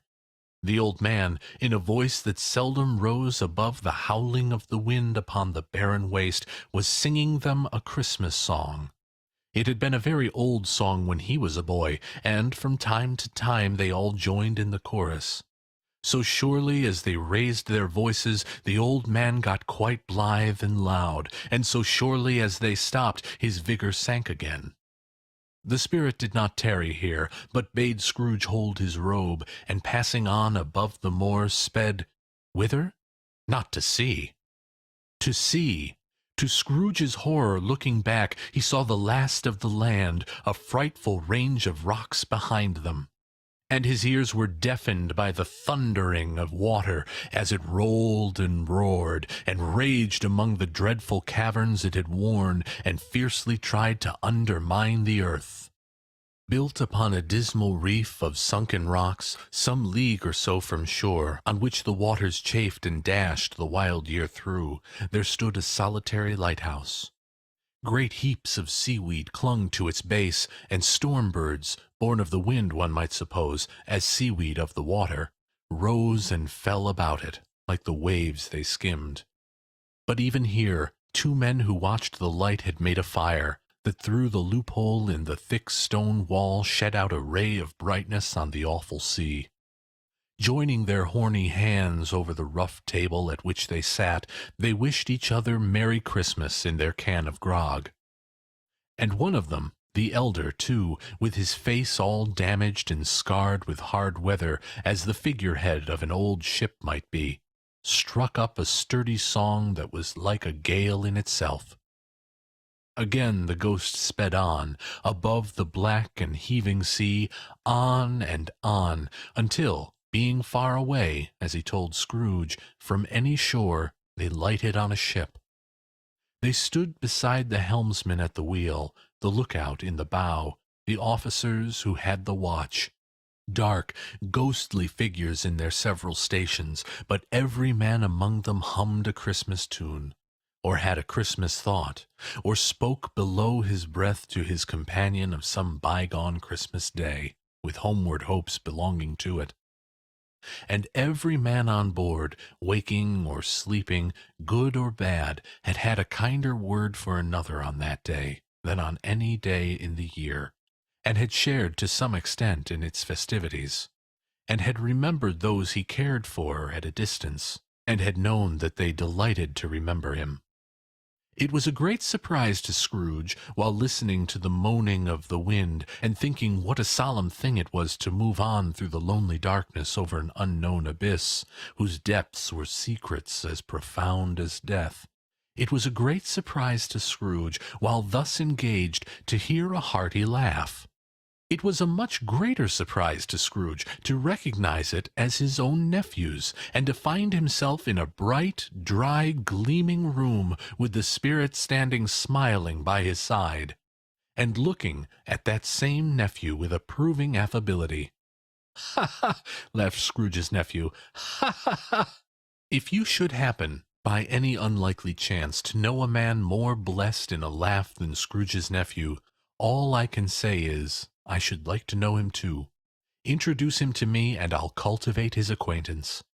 It is a fair, even-handed, noble adjustment of things, that while there is infection and disease and sorrow, there is nothing in the world so irresistibly contagious as laughter and good humor. When Scrooge's nephew laughed in this way, holding his sides, rolling his head, and twisting his face into the most extravagant contortions, Scrooge's niece, by marriage, laughed as heartily as he, and their assembled friends, being not a bit behindhand, roared out lustfully. "Ha, ha, ha, ha, ha, ha! He said that Christmas was a humbug, as I live!" cried Scrooge's nephew. "He believed it, too." "More shame for him, Fred," said Scrooge's niece indignantly. "Bless those women, they never do anything by halves. They are always in earnest." She was very pretty, exceedingly pretty, with a dimpled, surprised-looking capital face, a ripe little mouth that seemed made to be kissed, and no doubt it was, all kinds of good little dots about her chin that melted into one another when she laughed, and the sunniest pair of eyes you ever saw in any little creature's head. Altogether, she was what you would have called provoking, you know, but satisfactory, too. Oh, perfectly satisfactory. "He's a comical old fellow," said Scrooge's nephew. "That's the truth, and not so pleasant as he might be. However, his offences carry their own punishment, and I have nothing to say against him." "I'm sure he's very rich, Fred," hinted Scrooge's niece. "At least, you always tell me so." "What of that, my dear?" said Scrooge's nephew. "His wealth is of no use to him. He don't do any good with it. He don't make himself comfortable with it. He hasn't the satisfaction of thinking that he is ever going to benefit us with it." "I have no patience with him," observed Scrooge's niece. Scrooge's niece's sisters, and all the other ladies, expressed the same opinion. "Oh, I have," said Scrooge's nephew. "I am sorry for him. I couldn't be angry with him if I tried. Who suffers by his ill whims? Himself, always. Here, he takes it into his head to dislike us, and he won't come and dine with us. What's the consequence? He don't lose much of a dinner." "Indeed, I think he loses a very good dinner," interrupted Scrooge's niece. Everybody else said the same, and they must be allowed to have been competent judges, because they had just had dinner, and, with the dessert upon the table, were clustered round the fire by lamplight. "Well, I'm very glad to hear it," said Scrooge's nephew, "because I haven't great faith in these young housekeepers. What do you say, Topper?" Topper had clearly got his eye upon one of Scrooge's niece's sisters, for he answered that a bachelor was a wretched outcast who had no right to express an opinion on the subject. Whereat Scrooge's niece's sister, the plump one with the lace tucker, not the one with the roses, blushed. "Do go on, Fred," said Scrooge's niece, clapping her hands. "He never finishes what he begins to say. He is such a ridiculous fellow." Scrooge's nephew revelled in another laugh, and, as it was impossible to keep the infection off, though the plump sister tried hard to do it with aromatic vigor, his example was unanimously followed. "I was only going to say," said Scrooge's nephew, "that the consequence of his taking a dislike to us, and not making merry with us, is, as I think, that he loses some pleasant moments, which could do him no harm. I am sure he loses pleasanter companions than he can find in his own thoughts, either in his mouldy old office or his dusty chambers. I mean to give him the same chance every year, whether he likes it or not, for I pity him. He may rail at Christmas till he dies, but he can't help thinking better of it. I defy him, if he finds me going there in good temper year after year, and saying, 'Uncle Scrooge, how are you?' If it only puts him in the vein to leave his poor clerk £50, that's something, and I think I shook him yesterday." It was their turn to laugh now at the notion of his shaking Scrooge. But, being thoroughly good-natured and not much caring what they laughed at, so that they laughed at any rate, he encouraged them in their merriment, and passed the bottle joyously. For they were a musical family, and knew what they were about when they sung a glee or catch, I can assure you. Especially Topper, who could growl away in the bass like a good one, and never swell the large veins in his forehead, or get red in the face over it. Scrooge's niece played well upon the harp, and played among other tunes a simple little air, a mere nothing, you might learn to whistle it in 2 minutes, which had been familiar to the child who fetched Scrooge from the boarding-house, as he had been reminded by the ghost of Christmas past. When this strain of music sounded, all the things that ghost had shown him came up in his mind. He softened more and more, and thought that if he could have listened to it often years ago, he might have cultivated the kindness of life for his own happiness with his own hands, without resorting to the sexton's spade that buried Jacob Marley. But they didn't devote the whole evening to music. After a while they played at forfeits, for it is good to be children sometimes, and never better than at Christmas, when its mighty founder was a child himself. Stop. There was first a game at blind man's buff. Of course there was. And I no more believe Topper was really blind than I believe he had eyes in his boots. My opinion is that it was a done thing between him and Scrooge's nephew, and that the ghost of Christmas Present knew it. The way he went after that plump sister in the lace tucker was an outrage on the credulity of human nature. Knocking down the fire irons, tumbling over the chairs, bumping against the piano, smothering himself among the curtains. Wherever she went, there went he. He always knew where the plump sister was. He couldn't catch anybody else. If you had fallen against him, and some did, on purpose, he would have made a feint of endeavoring to seize you, which would have been an affront to your understanding, and would instantly have sidled off in the direction of the plump sister. She often cried out that it wasn't fair, and it really was not. But when at last he caught her, when, in spite of all her silken rustlings and her rapid flutterings past him, he got her into a corner whence there was no escape, then his conduct was the most execrable. For his pretending not to know her, his pretending that it was necessary to touch her head-dress, and further, to assure himself of her identity by pressing a certain ring upon her finger, and a certain chain about her neck, was vile, monstrous.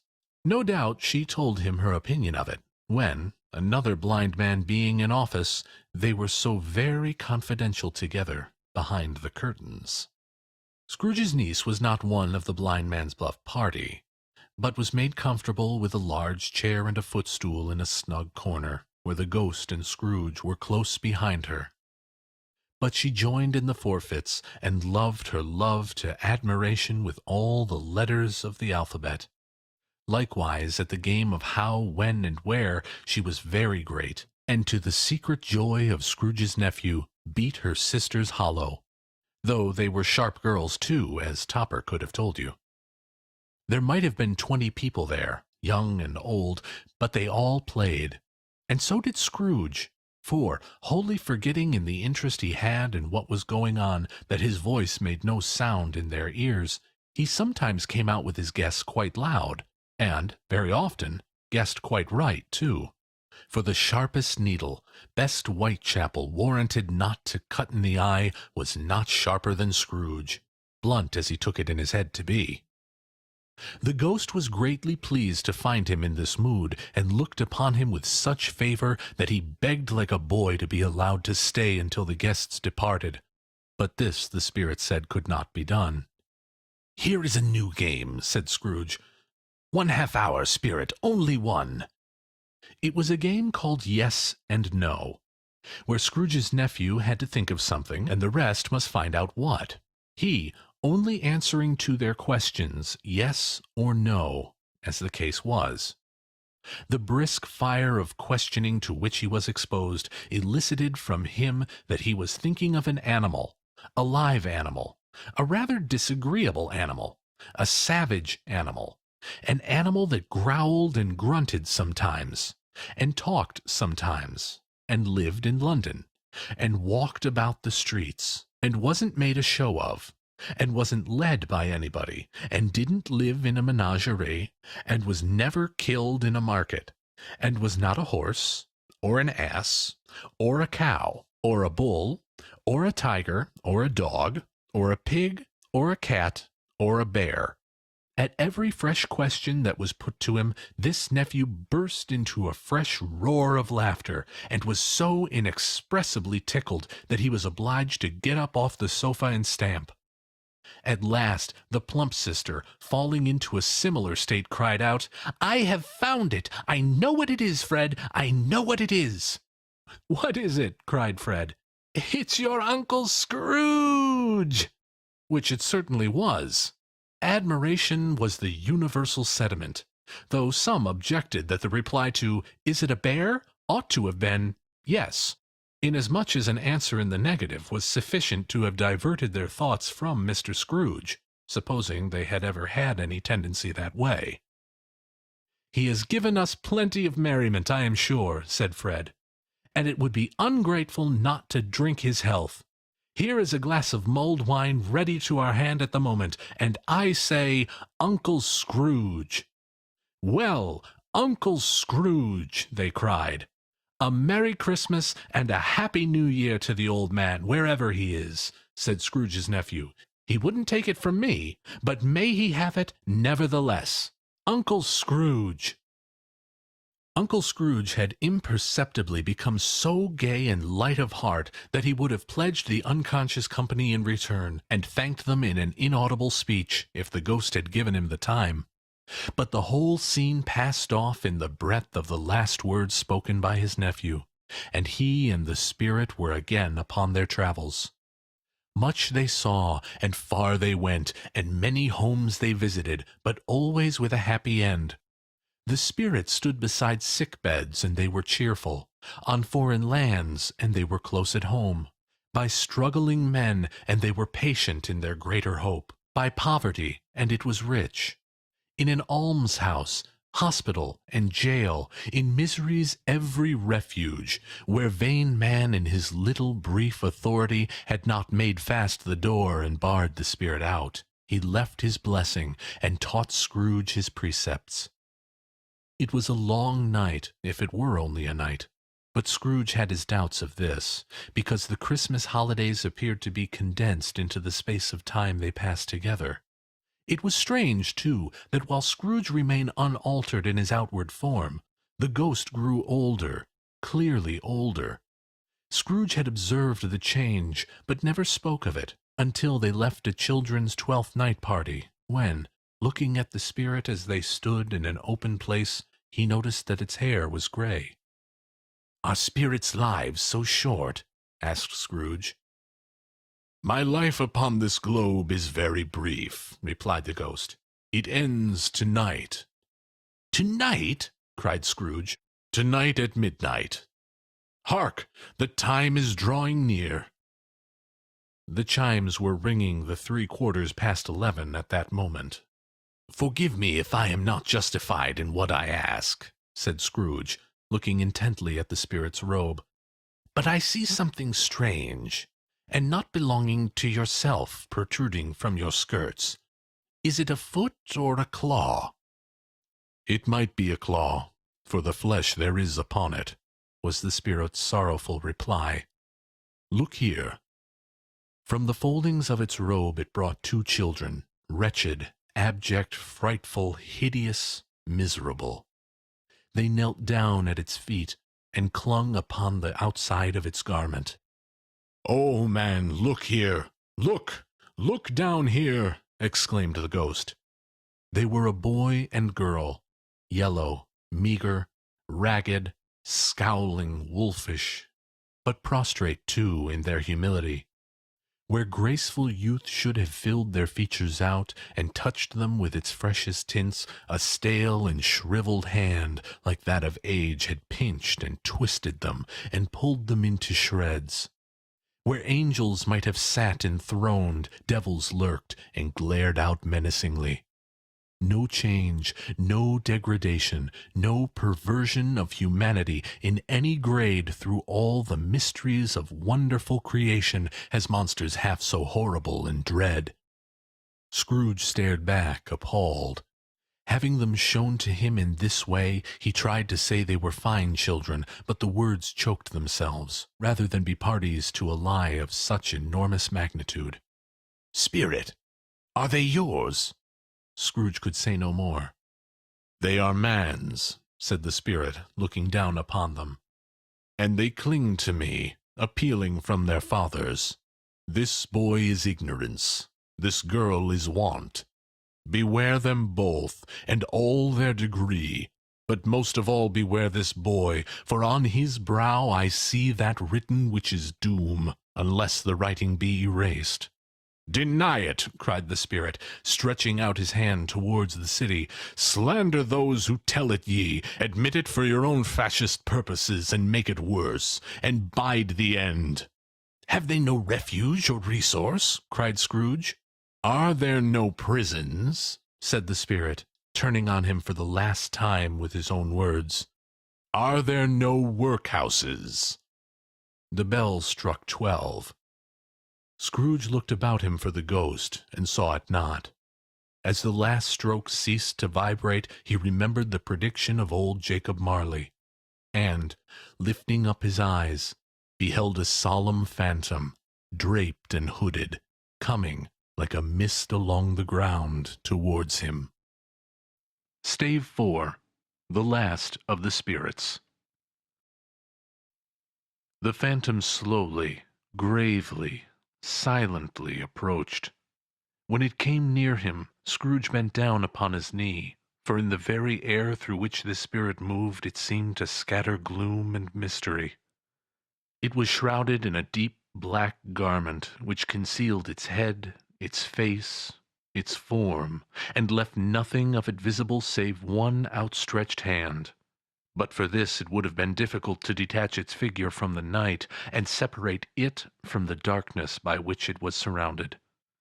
He felt that it was tall and stately when it came beside him, and that its mysterious presence filled him with a solemn dread. He knew no more, for the spirit neither spoke nor moved. "I am in the presence of the ghost of Christmas yet to come," said Scrooge. The spirit answered not, but pointed onward with its hand. "You are about to show me shadows of the things that have not happened, but will happen in the time before us," Scrooge pursued. "Is that so, spirit?" The upper portion of the garment was contracted for an instant in its folds, as if the spirit had inclined its head. That was the only answer he received. Although well used to ghostly company by this time, Scrooge feared the silent shape so much that his legs trembled beneath him, and he found that he could hardly stand when he prepared to follow it. The spirit paused a moment, as observing his condition, and giving him time to recover. But Scrooge was all the worse for this. It thrilled him with a vague, uncertain horror to know that behind the dusky shroud there were ghostly eyes intently fixed upon him, while he, though he stretched his own to the utmost, could see nothing but a spectral hand, and one great heap of black. "Ghost of the future," he exclaimed, "I fear you more than any spectre I have seen. But as I know your purpose is to do me good, and as I hope to live to be another man from what I was, I am prepared to bear your company, and do it with a thankful heart. Will you not speak to me?" It gave him no reply. The hand was pointed straight before them. "Lead on," said Scrooge, "lead on. The night is waning fast, and it is precious time to me, I know. Lead on, spirit." The phantom moved away as it had come towards him. Scrooge followed in the shadow of its dress, which bore him up, he thought, and carried him along. They scarcely seemed to enter the city, for the city rather seemed to spring up about them, and encompass them of its own act. But there they were, in the heart of it, on 'Change, amongst the merchants, who hurried up and down, and chinked the money in their pockets, and conversed in groups, and looked at their watches, and trifled thoughtfully with their great gold seals, and so forth, as Scrooge had seen them often. The spirit stopped beside one little knot of businessmen. Observing that the hand was pointed to them, Scrooge advanced to listen to their talk. "No," said a great fat man with a monstrous chin, "I don't know much about it either way. I only know he's dead." "When did he die?" inquired another. "Last night, I believe." "Why, what was the matter with him?" asked a third, taking a vast quantity of snuff out of a very large snuff-box. "I thought he'd never die." "God knows," said the first, with a yawn. "What has he done with his money?"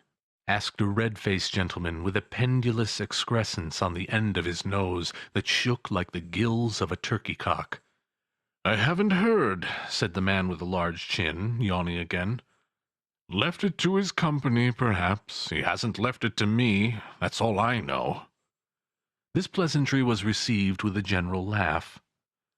"It's likely to be a very cheap funeral," said the same speaker.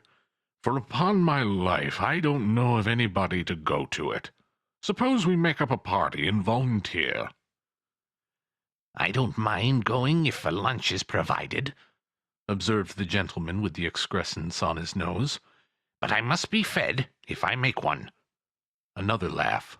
"Well, I am the most disinterested among you, after all," said the first speaker, "for I never wear black gloves, and I never eat lunch. but I'll offer to go if anyone else will. When I come to think of it, I'm not at all sure that I wasn't his most particular friend, for we used to stop and speak whenever we met. Bye-bye." Speakers and listeners strolled away and mixed with other groups. Scrooge knew the men and looked towards the spirit for an explanation. The phantom glided on into a street. Its finger pointed at two persons meeting. Scrooge listened again, thinking that the explanation might lie here. He knew these men also, perfectly. They were men of business, very wealthy, and of great importance. He had made a point always of standing well in their esteem, in a business point of view, that is, strictly in a business point of view. "How are you?" said one. "How are you?" returned the other. "Well," said the first, "Old Scratch got his own at last, eh?" "So I am told," returned the second. "Cold, isn't it? Seasonable for Christmas time? You're not a skater, I suppose?" "No, no. Something else to think of. Good morning." Not another word. That was their meeting, their conversation, and their parting. Scrooge was at first inclined to be surprised that the spirit should attach importance to conversations apparently so trivial. But feeling assured that they must have some hidden purpose, he set himself to consider what it was likely to be. They could scarcely be supposed to have any bearing on the death of Jacob, his old partner, for that was past, and this ghost province was the future. Nor could he think of any one immediately connected with himself to whom he could apply them. But nothing doubting that, to whomever they applied, they had some latent moral for his own improvement. He resolved to treasure up every word he heard, and everything he saw, and especially to observe the shadow of himself when it appeared. For he had an expectation that the conduct of his future self would give him the clue he missed, and would render the solution of these riddles easy. He looked about in that very place for his own image, but another man stood in his accustomed corner, and though the clock pointed to his usual time of day for being there, he saw no likeness of himself among the multitudes that poured in through the porch. It gave him little surprise, however, for he had been revolving in his mind a change of life, and thought and hoped he saw his newborn resolutions carried out in this. Quiet and dark, beside him stood the phantom, with its outstretched hand. When he roused himself from his thoughtful quest, he fancied from the turn of the hand and its situation in reference to himself that the unseen eyes were looking at him keenly. It made him shudder, and feel very cold. They left the busy scene, and went into an obscure part of town where Scrooge had never penetrated before, although he recognized its situation and its bad repute. The ways were foul and narrow, the shops and houses wretched, the people half-naked, drunken, slipshod, ugly. Alleys and archways, like so many cesspools, disgorged their offences of smell and dirt and life upon the straggling streets, and the whole quarter reeked with crime, with filth, with misery. Far in this den of infamous resort there was a low-browed, beetling shop below a penthouse roof, where iron, old rags, bottles, bones, and greasy offal were bought. Upon the floor within were piled up heaps of rusty keys, nails, chains, hinges, files, scales, weights, and refuse iron of all kinds. Secrets that few would like to scrutinize were bred and hidden in mountains of unseemly rags, masses of corrupted fat, and sepulchres of bones. Sitting in among the wares he dealt in, by a charcoal stove made of old bricks, was a grey-haired rascal, nearly 70 years of age, who had screened himself from the cold air without by a frosty curtaining of miscellaneous tatters hung upon a line, and smoked his pipe in all the luxury of calm retirement. Scrooge and the phantom came into the presence of this man, just as a woman with a heavy bundle slunk into the shop.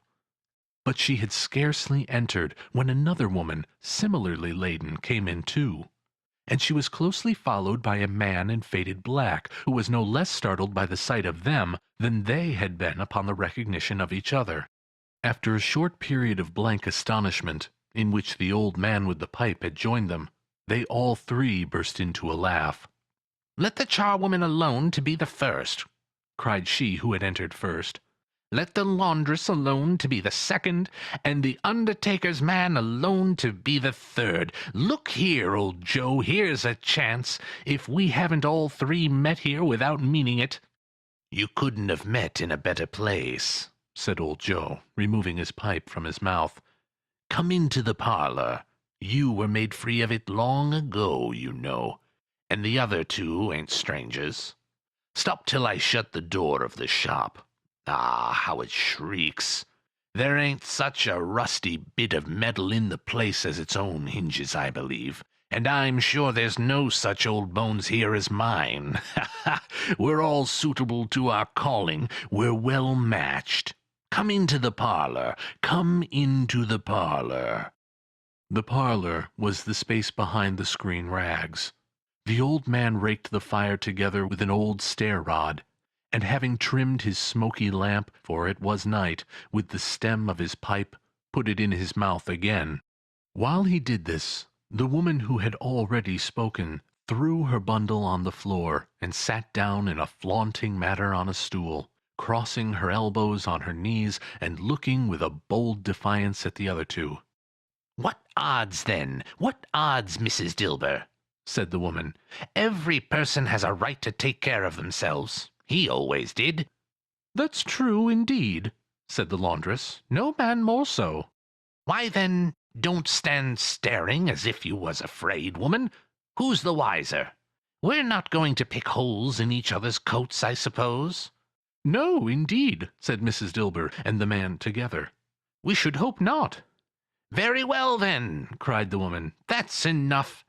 Who's the worse for the loss of a few things like these? Not a dead man, I suppose?" "No, indeed," said Mrs. Dilber, laughing. "If he wanted to keep 'em after he was dead, a wicked old screw," pursued the woman, "why wasn't he natural in his lifetime? If he had been, he'd have had someone to look after him when he was struck with death, instead of lying grasping out his last there, alone by himself." "It's the truest word that ever was spoke," said Mrs. Dilber. "It's a judgment on him." "I wish it was a little heavier judgment," replied the woman, "and it should have been, you may depend upon it. If I could have laid my hands on anything else. Open that bundle, old Joe, and let me know the value of it. Speak out plain. I'm not afraid to be the first, nor afraid for them to see it. We know pretty well that we were helping ourselves before we met here, I believe. It's no sin. Open the bundle, Joe." But the gallantry of her friends would not allow of this, and the man in faded black, mounting the breach first, produced his plunder. It was not extensive. A seal or two, a pencil case, a pair of sleeve buttons, and a brooch of no great value were all. They were severely examined and appraised by old Joe, who chalked the sums he was disposed to give for each upon the wall, and added them up into a total when he found there was nothing more to come. "That's your account," said Joe, "and I wouldn't give another sixpence if I was to be boiled for not doing it. Who's next?" Mrs. Dilber was next.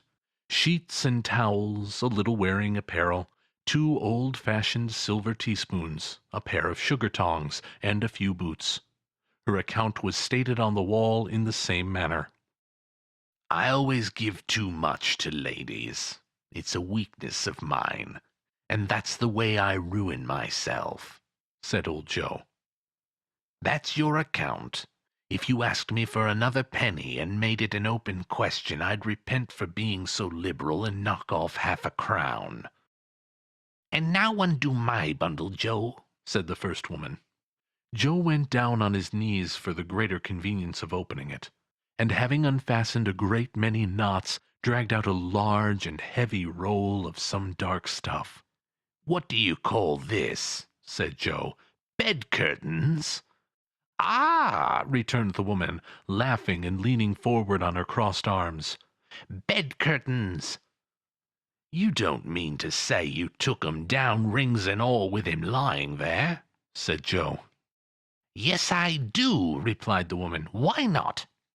"You were born to make your fortune," said Joe, "and you'll certainly do it." "I certainly shan't hold my hand when I can get anything in it by reaching it out, for the sake of such a man as he was, I promise you, Joe," returned the woman coolly. "Don't drop that oil upon the blankets now." "His blankets?" asked Joe. "Who else's, do you think?" replied the woman. "He isn't likely to take cold without 'em, I dare say." "I hope he didn't die of anything catching, eh?" said old Joe, stopping in his work and looking up. "Don't you be afraid of that," returned the woman. "I ain't so fond of his company that I'd loiter about him for such things if he did. Ah, you may look through that shirt till your eyes ache, but you won't find a hole in it, nor a threadbare place. It's the best he had, and a fine one, too. They'd have wasted it if it hadn't been for me." "What do you call wasting it?" asked old Joe. "Putting it on him to be buried in, to be sure," replied the woman with a laugh. "Somebody was fool enough to do it, but I took it off again. If calico ain't good enough for such a purpose, it isn't good enough for anything. It's quite as becoming to the body. He can't look uglier than he did in that one." Scrooge listened to this dialogue in horror, as they sat grouped about their spoil in the scanty light afforded by the old man's lamp. He viewed them with a detestation and disgust which could hardly have been greater, though they had been obscene demons marketing the corpse itself. "Ha, ha!" laughed the same woman, when old Joe, producing a flannel bag with money in it, told out their several gains upon the ground. "This is the end of it, you see. He frightened everyone away from him when he was alive, to profit us when he was dead. Ha, ha, ha!" "Spirit!" said Scrooge, shuddering from head to toe. "I see, I see. The case of this unhappy man might be my own. My life tends that way now. Merciful Heaven, what is this?" He recoiled in terror, for the scene had changed, and now he almost touched a bed, a bare, uncurtained bed, on which, beneath a ragged sheet, there lay something covered up, which, though it was dumb, announced itself in awful language. The room was very dark, too dark to be observed with any accuracy, though Scrooge glanced round it in obedience to a secret impulse, anxious to know what kind of room it was. A pale light, rising in the outer air, fell straight upon the bed, and on it, plundered and bereft, unwatched, unwept, uncared for, was the body of this man. Scrooge glanced towards the phantom. Its steady hand was pointed to the head. The cover was so carelessly adjusted that the slightest raising of it, the motion of a finger upon Scrooge's part, would have disclosed the face. He thought of it, felt how easy it would be to do, and longed to do it, but had no more power to withdraw the veil than to dismiss the spectre at his side. "O cold, cold, rigid, dreadful death! Set up thine altar here, and dress it with such terrors as thou hast at thy command, for this is thy dominion. But of the loved, revered, and honored head, thou canst not turn one hair to thy dread purposes, or make one feature odious. It is not that the hand is heavy and will fall down when released. It is not that the heart and pulse are still, but that the hand was opened, generous and true, the heart brave, warm and tender, and the pulse a man's. Strike, shadow, strike, and see his good deeds springing from the wound to sow the world with life immortal." No voice pronounced these words in Scrooge's ears, and yet he heard them when he looked upon the bed.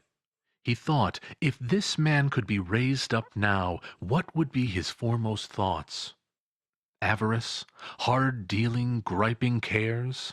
They have brought him to a rich end, truly.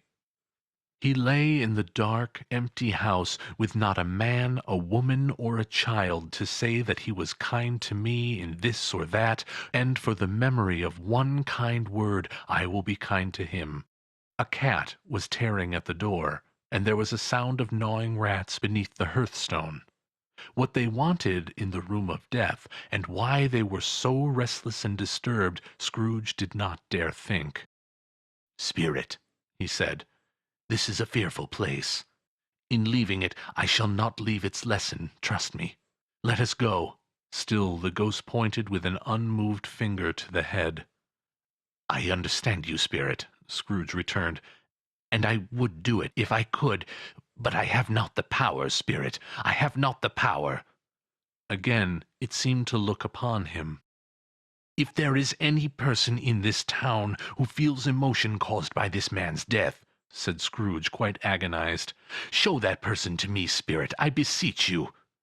The phantom spread its dark robe before him for a moment, like a wing, and withdrawing it, revealed a room by daylight, where a mother and her children were. She was expecting someone, and with anxious eagerness, for she walked up and down the room, started at every sound, looked out from the window, glanced at the clock, tried, but in vain, to work with her needle, and could hardly bear the voices of the children in their play. At length the long-expected knock was heard. She hurried to the door and met her husband, a man whose face was careworn and depressed, though he was young.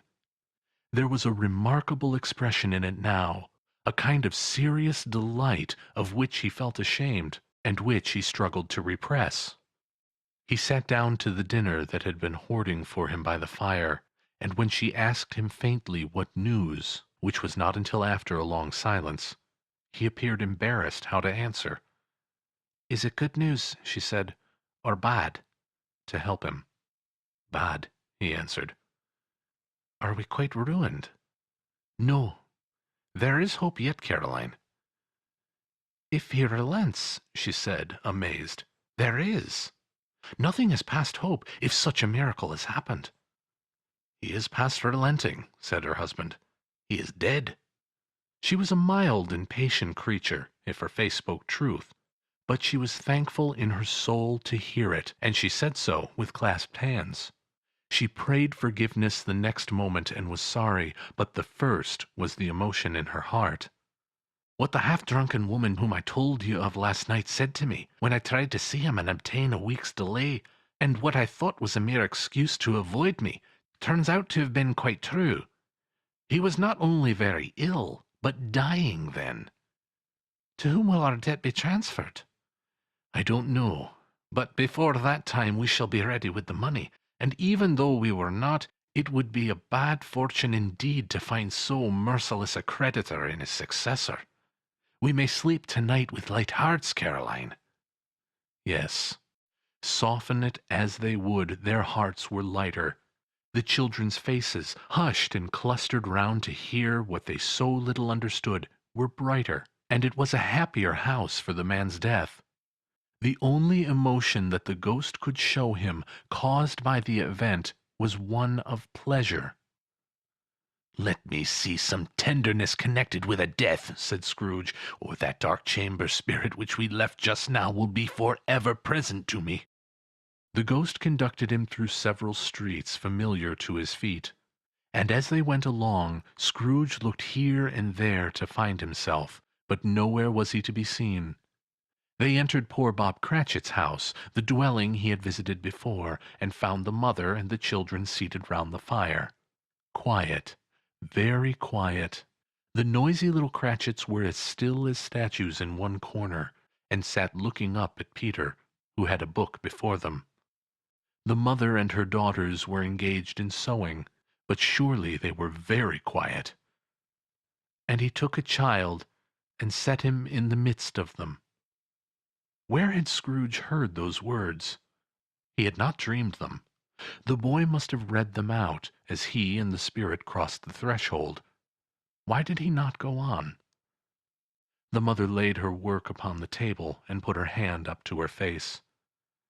"The color hurts my eyes," she said. "The color? Ah, poor Tiny Tim." "They're better now," said Cratchit's wife. "It makes them weak by candlelight, and I wouldn't show weak eyes to your father when he comes home for the world. It must be near his time." "Past it, rather," Peter answered, shutting up his book. But I think he has walked a little slower than he used, these last few evenings, mother." They were very quiet again. At last she said, and in a steady, cheerful voice that only faltered once, "I have known him to walk with Tiny Tim upon his shoulder very fast indeed." "And so have I," cried Peter, "often." "And so have I," exclaimed another. So had all. "But he was very light to carry," she resumed, intent upon her work. "And his father loved him so that it was no trouble, no trouble. And there is your father at the door." She hurried out to meet him, and little Bob in his comforter, he had need of it, poor fellow, came in. His tea was ready for him on the hob, and they all tried who should help him to it most. Then the two young Cratchits got upon his knees and laid, each child a little cheek against his face, as if they said, "Don't mind, father, don't be grieved." Bob was very cheerful with them, and spoke pleasantly to all the family.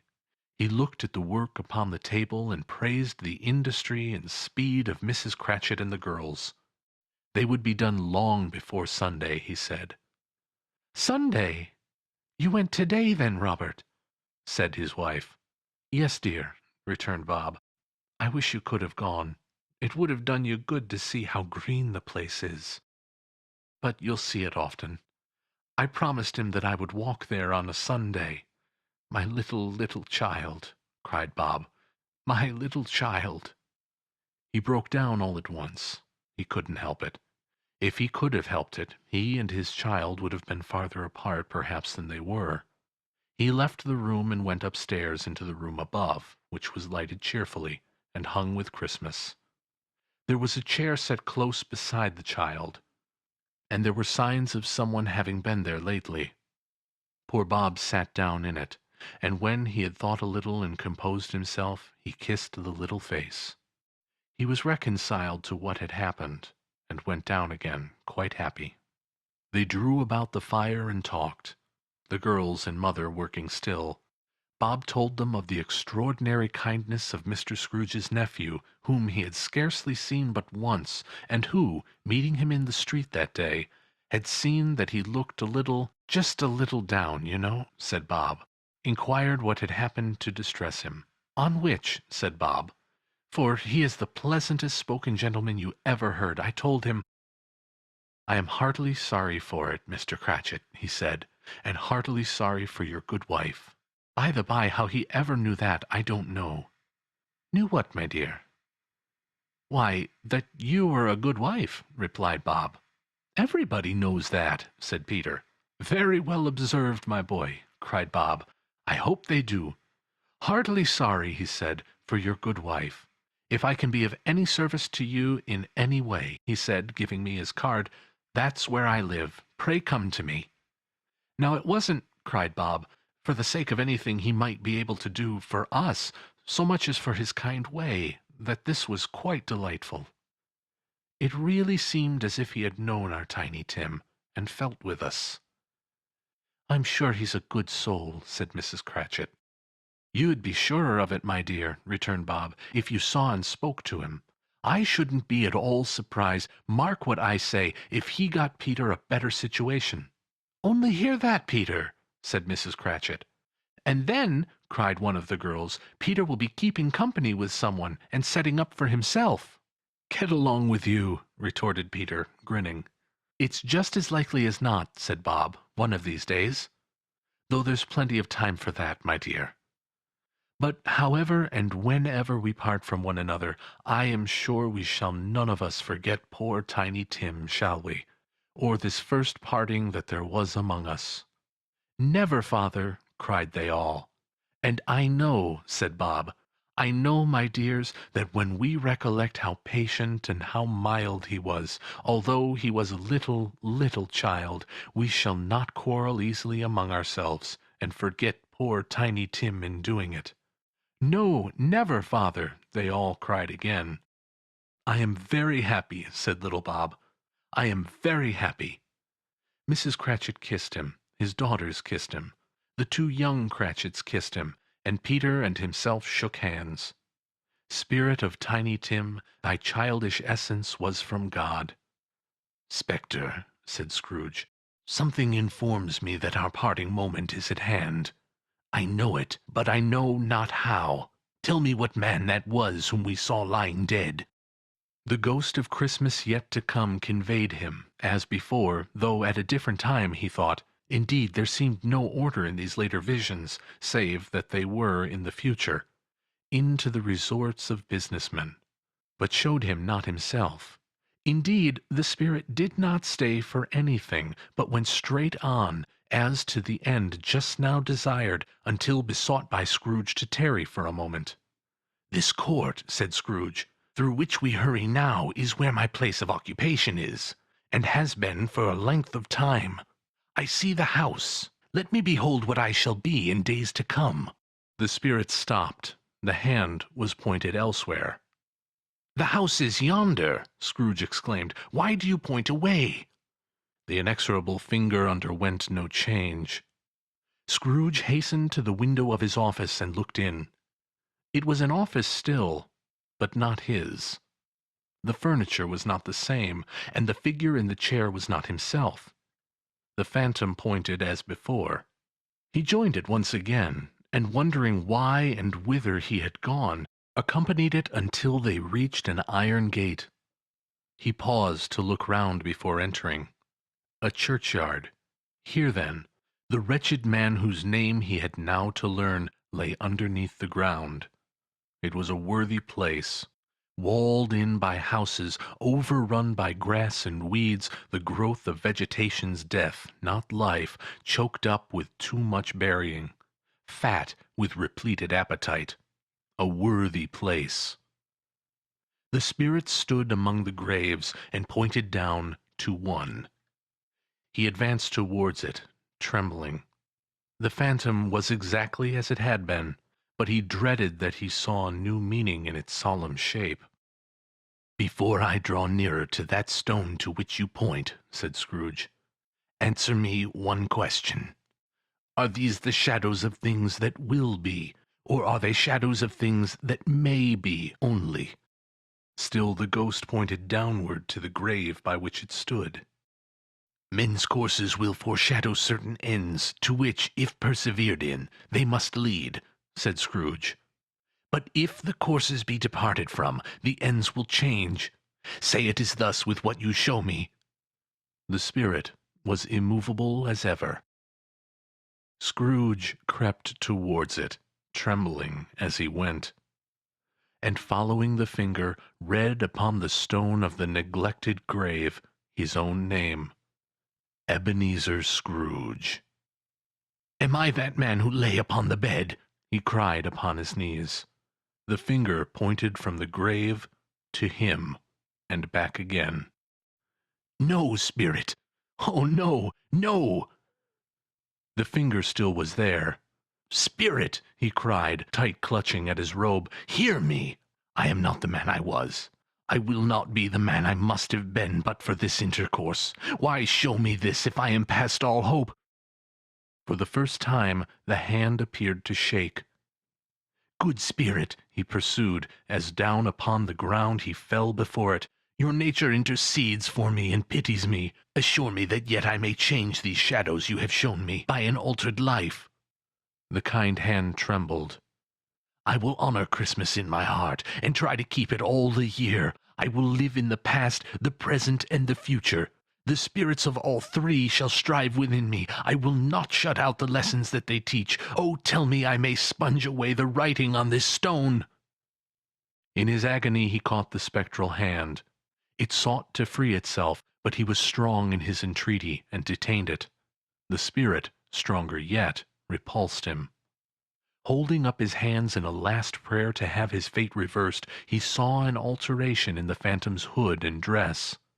It shrunk, collapsed, and dwindled down into a bedpost. Stave 5. The end of it. Yes, and the bedpost was his own, and the bed was his own. The room was his own. Best and happiest of all, the time before him was his own, to make amends in.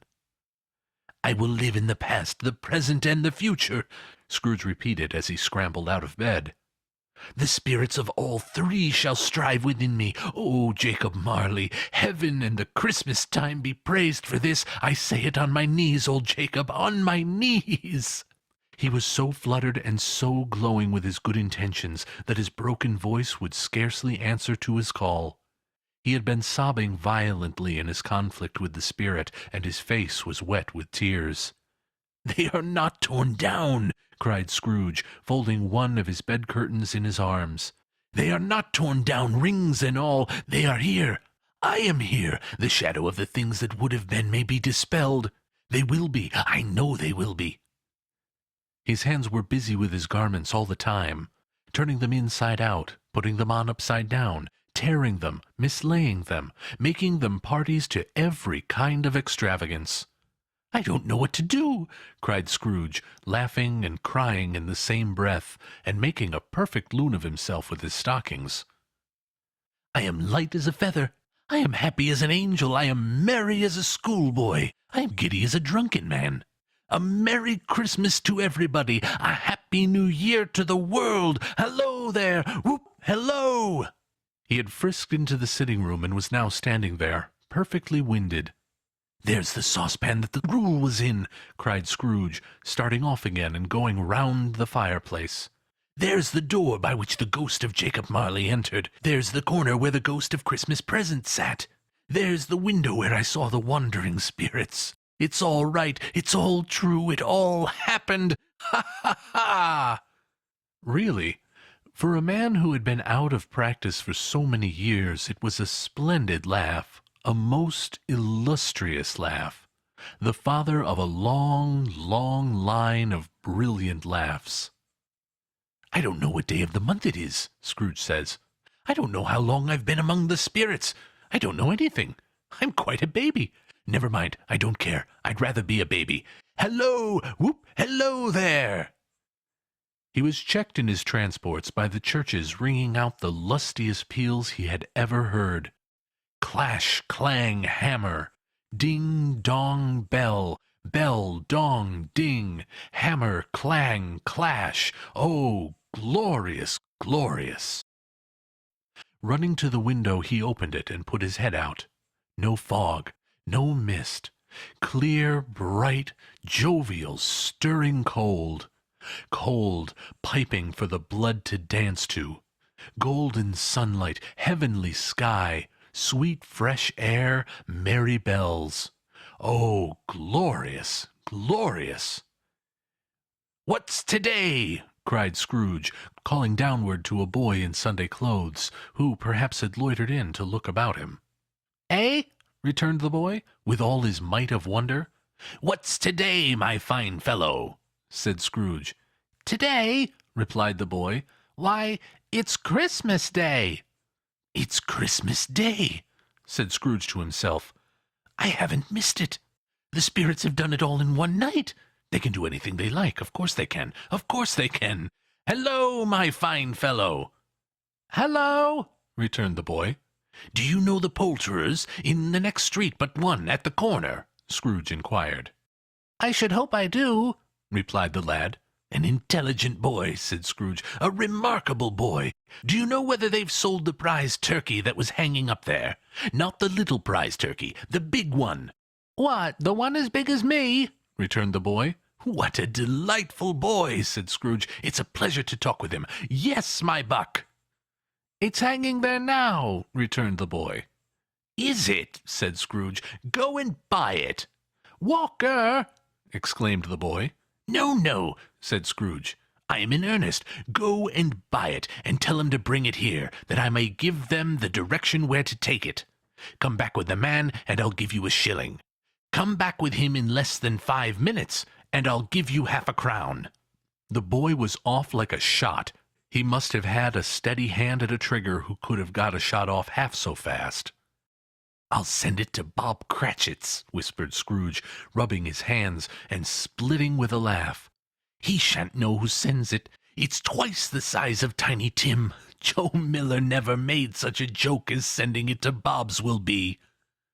The hand in which he wrote the address was not a steady one, but write it he did, somehow, and went downstairs to open the street door, ready for the coming of the poulterer's man. As he stood there, waiting his arrival, the knocker caught his eye. "I shall love it as long as I live," cried Scrooge, patting it with his hand.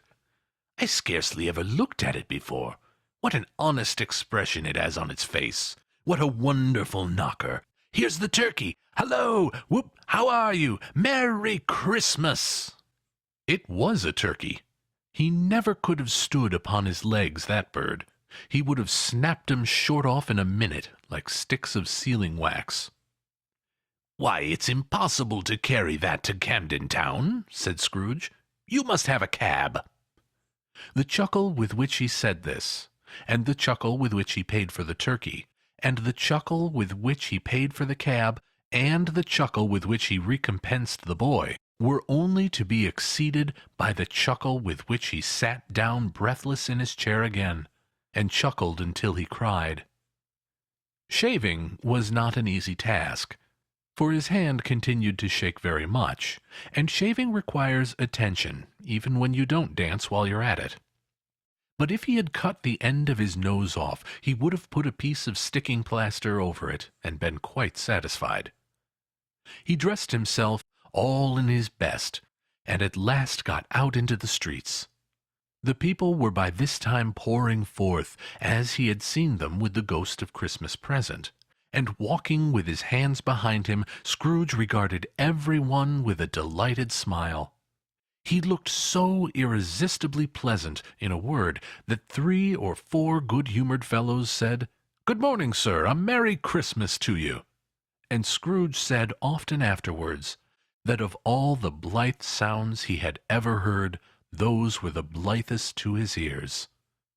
He had not gone far, when coming on towards him he beheld the portly gentleman who had walked into his counting-house the day before, and said, "Scrooge and Marley's, I believe?" It sent a pang across his heart to think how this old gentleman would look upon him when they met, but he knew what path lay straight before him, and he took it. "My dear sir," said Scrooge, quickening his pace, and taking the old gentleman by both his hands, "how do you do? I hope you succeeded yesterday. It was very kind of you. A Merry Christmas to you, sir." "Mr. Scrooge?" "Yes," said Scrooge, "that is my name, and I fear it might not be pleasant to you. Allow me to ask your pardon, and will you have the goodness—" Here Scrooge whispered in his ear. "Lord bless me!" cried the gentleman, as if his breath were taken away. "My dear Mr. Scrooge, are you serious?" "If you please," said Scrooge, "not a farthing less. A great many back payments are included in it, I assure you. Will you do me that favor?" "My dear sir," said the other, shaking hands with him, "I don't know what to say to such magnificent—" "Don't say anything, please," retorted Scrooge. "Come and see me. Will you come and see me?" "I will," cried the old gentleman, and it was clear he meant to do it. "Thank'ee," said Scrooge. "I am much obliged to you. I thank you 50 times. Bless you." He went to church, and walked about the streets, and watched the people hurrying to and fro, and patted children on the head, and questioned beggars, and looked down into the kitchens of houses, and up to the windows, and found that everything could yield him pleasure. He had never dreamed that any walk, that anything, could give him so much happiness. In the afternoon he turned his steps towards his nephew's house. He passed the door a dozen times before he had the courage to go up and knock. But he made a dash, and did it. "Is your master at home, my dear?" said Scrooge to the girl. "Nice girl, very." "Yes, sir." "Where is he, my love?" said Scrooge. "He's in the dining-room, sir, along with mistress. I'll show you upstairs, if you please." "Thank'ee. He knows me," said Scrooge, with his hand already on the dining-room lock. "I'll go in here, my dear." He turned it gently, and sidled his face in, round the door. They were looking at the table, which was spread out in great array, for these young housekeepers are always nervous on such points, and like to see that everything is right. "Fred!" said Scrooge. Dear heart alive, how his niece by marriage started! Scrooge had forgotten, for the moment, about her sitting in the corner with the footstool, or he wouldn't have done it on any account. "Why, bless my soul!" cried Fred. "Who's that?" "It's I, your Uncle Scrooge. I have come to dinner. Will you let me in, Fred?" Let him in? It is a mercy he didn't shake his arm off. He was at home in 5 minutes. Nothing could be heartier. His niece looked just the same. So did Topper when he came. So did the plump sister when she came. So did every one when they came. Wonderful party, wonderful games, wonderful unanimity, wonderful happiness. But he was early at the office the next morning. Oh, he was early there. If he could only be there first and catch Bob Cratchit coming late. That was the thing he had set his heart upon. And he did it. Yes, he did. The clock struck 9. No Bob. 1:15. No Bob. He was full 18 minutes and a half behind his time. Scrooge sat with his door wide open, that he might see him come into the tank. His hat was off before he opened the door, his comforter too. He was on his stool in a jiffy, driving away with his pen as if he were trying to overtake 9 o'clock. "Hello!" growled Scrooge in his accustomed voice, as near as he could feign it. "What do you mean by coming in here at this time of day?" "I am very sorry, sir," said Bob. "I'm behind my time." "You are?" repeated Scrooge. "Yes, I think you are. Step this way, sir, if you please." "It's only once a year, sir," pleaded Bob, appearing from the tank. "It shall not be repeated. I was making rather merry yesterday, sir." "Now, I'll tell you what, my friend," said Scrooge. "I'm not going to stand this sort of thing any longer. And therefore," he continued, leaping from his stool and giving Bob such a dig in the waistcoat that he staggered back into the tank again, "and therefore I'm about to raise your salary." Bob trembled and got a little nearer to the ruler. He had a momentary idea of knocking Scrooge down with it, holding him and calling to the people in the court for help and a straight waistcoat.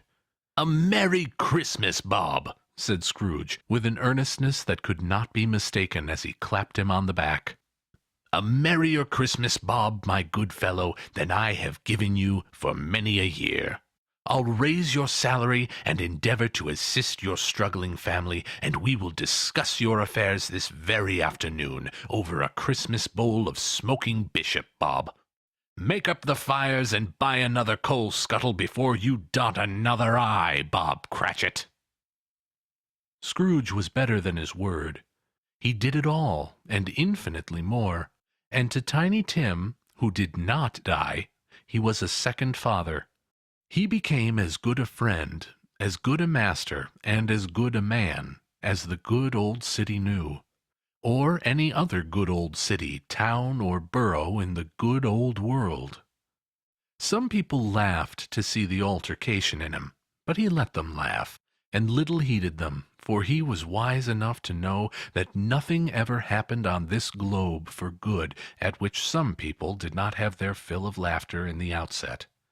And knowing that such as these would be blind anyway, he thought it quite as well that they should wrinkle up their eyes in grins, as have the malady in less attractive forms.